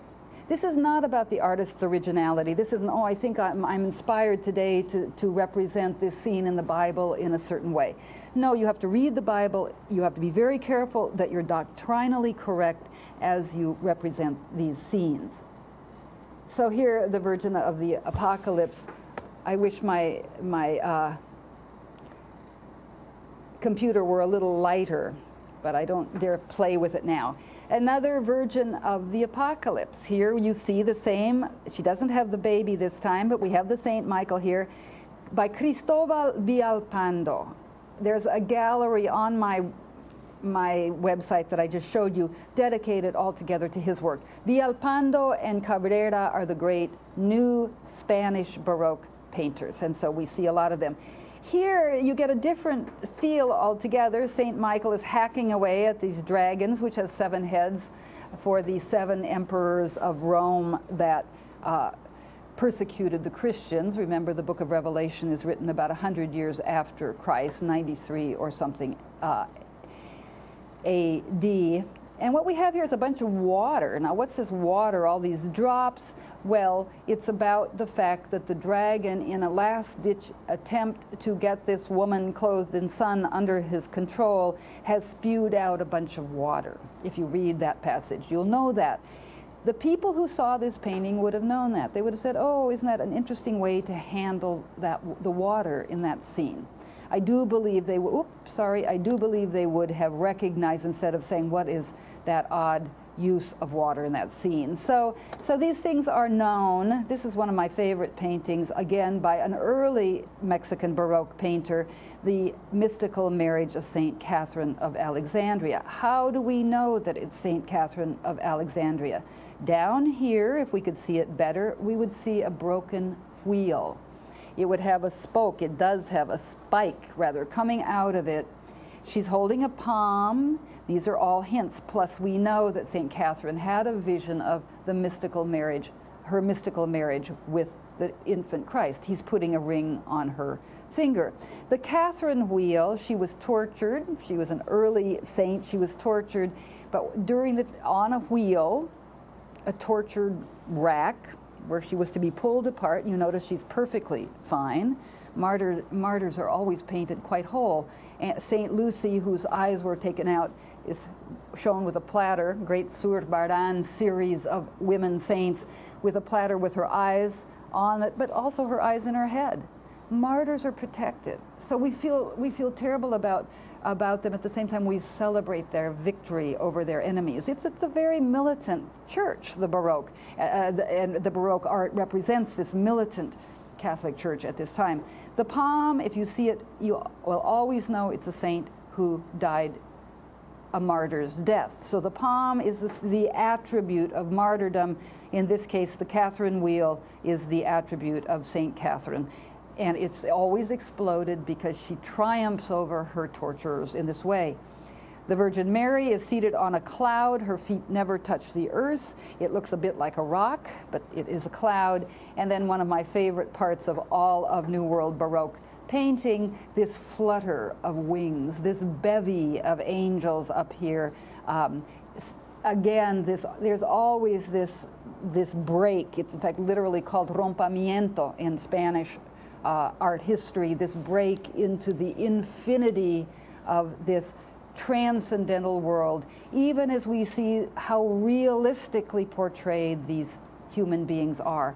I love this painting. I like to use it with my magical realism course because it's the magic and the real, right, or the supernatural and the sensible worlds in the same painting, separated by this diagonal line. Look at the complexity of the brocade, the folds that we are come to know and love in the Baroque. The maidservant, it seems, of Saint Catherine here, looking on with a very realistic worry on her face. What is this, she says. So we get the real here and the magical here, if you want, although you might not like that word magical, you might prefer miraculous. But the Baroque will always posit, as does magical realism in the 20th century, the possibility that both things can exist at once, that there doesn't need to be an either-or. Same with life and death, same with eroticism and otherworldliness. I can go through a whole list of opposites that I like to say about the Baroque as I say about magical realism, which I think is a 20th century flowering of the Baroque magical realism. It's not something that just happened all of a sudden in Latin America, as we can see from these 17th and 18th century paintings. It's not an either-or structure, it's an both-and. We can have both life and death, we can have ghosts in the room, we can have spirits in the room, we can have God in the room, if you want, at the same time that things are portrayed exceedingly realistically. Another by Luis Juarez. Luis Juarez is a very great painter. I recommend him to your attention. His dates, look at them, oops, they were back there. They're earlier, it's the earlier part. So I've shown you Villalpando and Cabrera, who come in the middle of the 18th century. And now we're showing Luis Juarez, who comes in the second, third, fourth decades of the 1600s, so 100 years and more earlier. Again, this magical real, or if you want, Baroque separation between them and us, between the heavenly creatures and the saint who's you always know San Ildefonso because this is always how he's shown. It is in legend that the Virgin Mary puts on his chasuble, that piece of ecclesiastical garment that he's receiving from Mary. Again, she stands on a cloud that looks like a rock. Again, she's accompanied with all sorts of heavenly creatures. It's a very funny composition. This wing here of this angel looks like it's coming out the other side of the Virgin's head. These little fellows don't have their proportions quite right. It's part of that incorrectness of the New World Baroque. If you looked at this painting, you might say European, but if you know a little bit about the New World Baroque, you're going to say, no, that looks to me like Mexico. That's what you're going to say. Let's keep going fairly quickly. Another by Juarez. There are his dates, 1620 to 1667. Again, I choose this is St. Augustine and the angel because of this commerce between our world and another world. It's perfect. Oh, there is no look of surprise. There the angel with his little finger either pointing to a passage or suggesting a reading to St. Augustine the Great, one of the four doctores de la Iglesia, one of the four celebrated intellectuals of the church, 4th century, as you know. And another by Luis Juarez, Saint Michael. This is the same scene as the Virgin of the Apocalypse without the Virgin, without the winged woman handing the baby up to God. This is Saint Michael killing that dragon that attacks the virgin or the woman clothed in sun in the book of Revelation. It's just here treated very differently. Now we don't have a kind of worm-like figure with 7 heads. We have a human-like figure with very scary fingernails and toenails like talons. We have these wings, we have his pointy ears, and of course the tail. You can see how this might actually coincide nicely with some of Garcia Marquez's monsters that we'll get to. This we've seen. Another Mexican, this is largely Mexican Baroque. The Baroque is always physical. It doesn't shy away from physicality. What's going on here? The lactation of San Cayetano, he's called in Spanish. Saint Cajetan, I'm not sure how to say it in English. Juan Tinoco, and you'll see it's 17th century Mexico, our high Baroque, or our, let's say, middle Baroque period, because high Baroque really does come in 1740s, 1750s. This is 17th century, 1600. Mary is nursing the swooning saint, that is giving him her breast. And if you see close up, his eyes are rolled back in his head. He has a vision of being nourished by the very body of Mary. We see plenty of virgins of milk, let's see, vírgenes de la leche, especially in the Peruvian tradition. We aren't surprised when Mary is nursing her own child. What is surprising to many people is the saints that receive milk, at a distance, granted, from the breast of Mary. Another one is Saint Bernard of Clairvaux, the very important saint in France, but it's a very special honor, either to receive the stigmata, as Saint Francis does and other saints do, that is, receive the same treatment as Christ by having their hands pierced miraculously, or to receive the same treatment, which is to be nursed by the Virgin. So here we have this very physical, almost oddly physical moment to suggest the importance of the presence of the non-physical in the world of the viewer. Notice, we could go into this further. No, I don't notice. We're going to go on.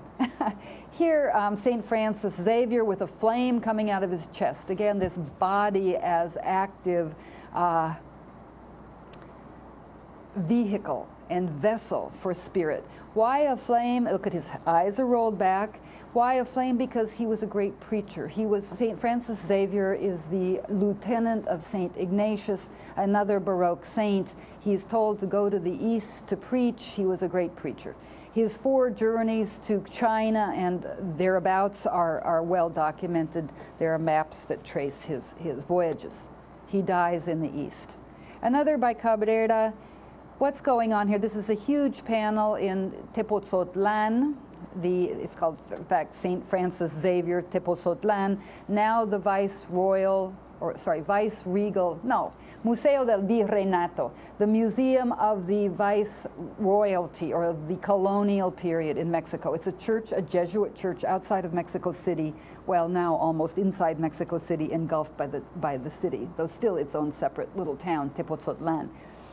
This is a huge canvas for the interior of a church, and what do we have? We have Christ, blood coming out of all of his wounds, going down to the souls in purgatory who are nurtured by his blood. The blood becomes a great theme. It runs here and there.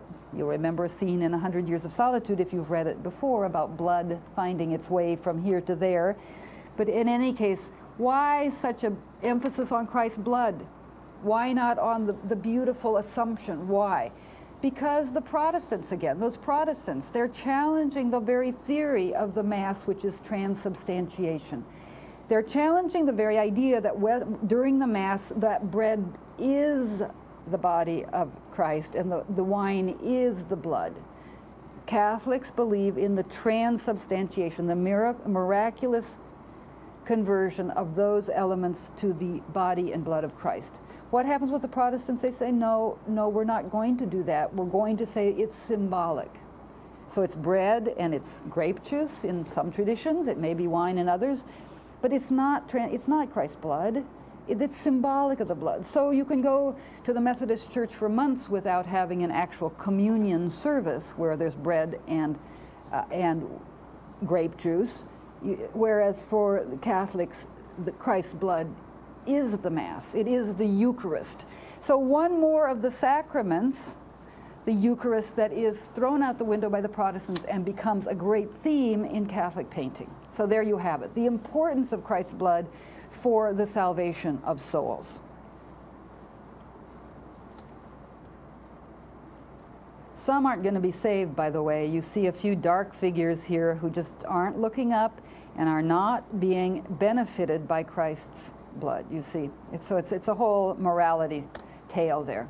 Now my Magdalene paintings, as I said, she's the poster girl of the Baroque saints, in part because it was okay to paint her partially nude. There were constrictions against nudity in religious painting, but here often she'll have her breasts exposed. This is that moment of conversion. She's pushing away her life of luxury with her left hand, pulling off her pearls with her right. By the way, one of her attributes, I've said it but not explicitly, is her hair.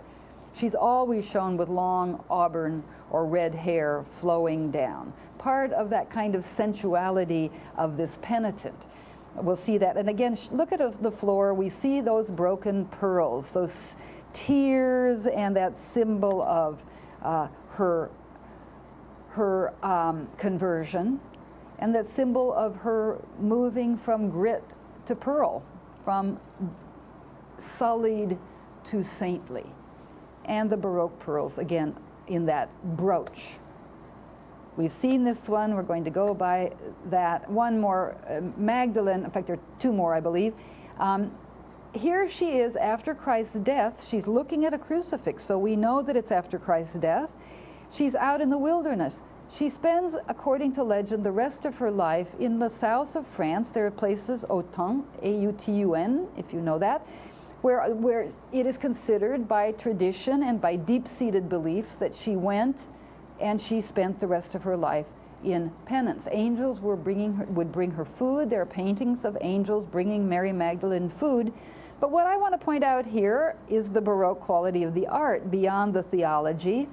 She is envisioning Christ's death on the cross. Why is she staring at the crucifix?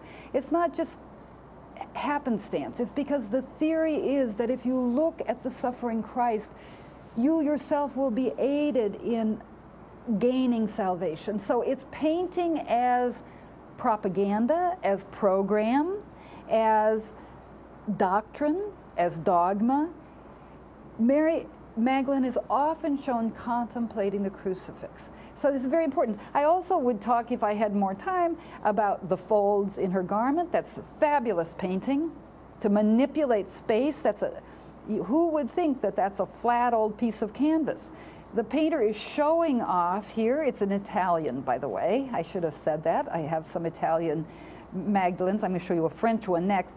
And then you get the fact that she's in a cave. So she's in her post-friend of Christ, or if you believe the Da Vinci Code, consort of Christ moment here, and often shown that way. Look at the hands, that flesh and blood realism to show sanctity. It's such a nice, transcendental naturalism. Keep that phrase in mind.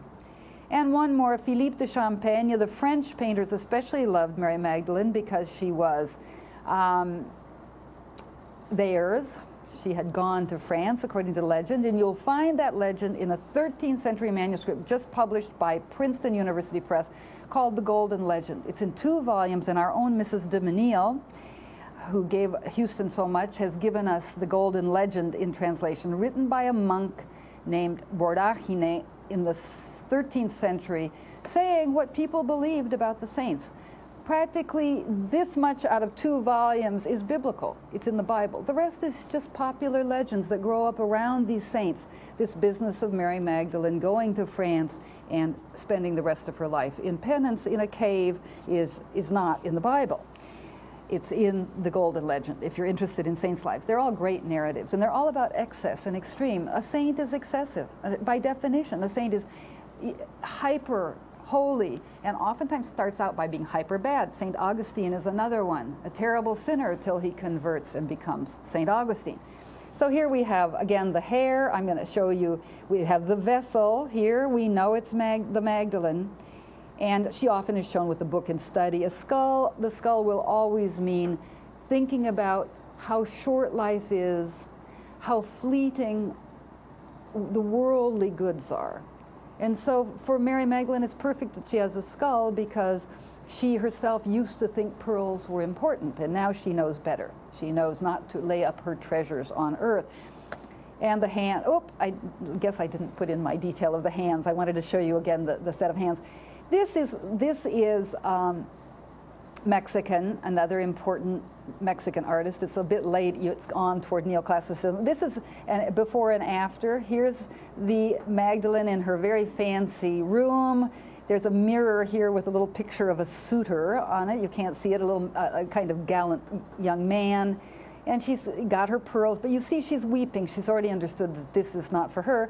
And then over here we see her back in a cave with a kind of very orderly garden in front of her. This is the wilderness back here, but the painter is trying to tell us so much. I can't even read exactly this. It's called Hortus Conclusus, enclosed garden, but there's some reference there to the Garden of Eden, I suspect. This back here looks more like the wilderness scenes that we're used to. And then another Magdalene who is Mexican, Baltasar de Chávez y Villa, 17th century, looking more haggard. She's swooning. Whenever you see those eyes, she's in communication with God. That's what swooning. Swooning, we use it to mean things that really, she's in ecstasy, is what I should say. What's the etymology of that word, ecstasy? Ecstasis, standing outside yourself. She's standing outside of herself. She again has the crucifix. She's contemplating her slain Christ. Again, the folds, but not so ostentatious. Not such a good painter as the Guido Reni that we saw a minute ago. Okay, and then a few more. Just because I got interested in the Magdalene, this is again France. Remember the scene after Christ, when Mary Magdalene is the first to go to the tomb of Christ and find that it's empty? She's the first one to recognize. I mean, she's quite an important figure in Christ's life, and that's where Dan Brown is very, very smart. And there's several good new books on the Magdalene if anybody's interested in her history as a cultural artifact. That's how I would put it. I mean, I'm interested in the role she plays in the Bible, but then how she becomes so much more in terms of legend, and her legend continues with the Da Vinci Code and with other current treatments of her as a consort of Christ, which is, of course, very heretical from any Catholic point of view. Here, she is doing what is done in that scene when she finds the tomb open. She goes to a figure she thinks is a gardener, and she says, "Have you seen my Lord?" And then she realizes it's Christ, and Christ utters the word, "Don't touch me." No, there it is at the top. Noli me tangere. It's Latin. I don't speak Latin, but there it is. It's often known, this scene, as Noli me tangere, don't touch me. I have not yet gone to my Father in heaven, he says. So he's not yet.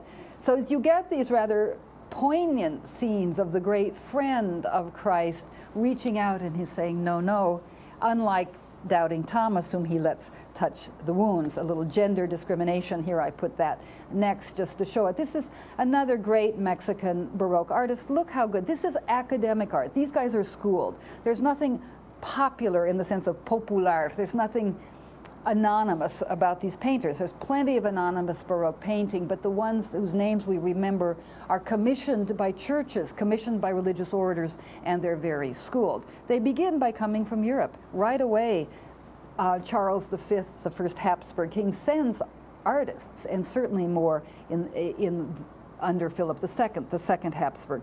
They want their churches decorated. They know how important this is to the project of conversion of great masses of people who don't read Latin, don't read anything.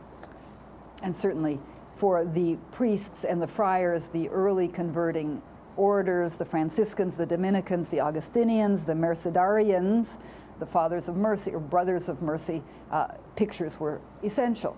So here we have a very beautiful example, I think. You can tell it's Baroque now. You know enough to see that. Look at the way the light is handled. That's chiaro oscuro. Look at the way that we have a kind of active cast of characters, but in the dark. Look at the way that Christ's body is handled. This could only be Baroque. Well, it could be High Renaissance. It could be late Michelangelo. But if you think of the David statue, it's very anatomically correct, but it's all external. There's nothing, here you sense the internal, the emotional, the fragile quality of the moment. And of course the robes, of course the handling of the folds. That's the end of this particular series. And now I'm going to skip because I'm running out of time, I'm afraid. I'm going to skip. I was going to show you the next series. I was going to show you some of the trompe-l'oeil art, the way that the Baroque loves to play with perspective, loves to fool your eye or deceive your eye.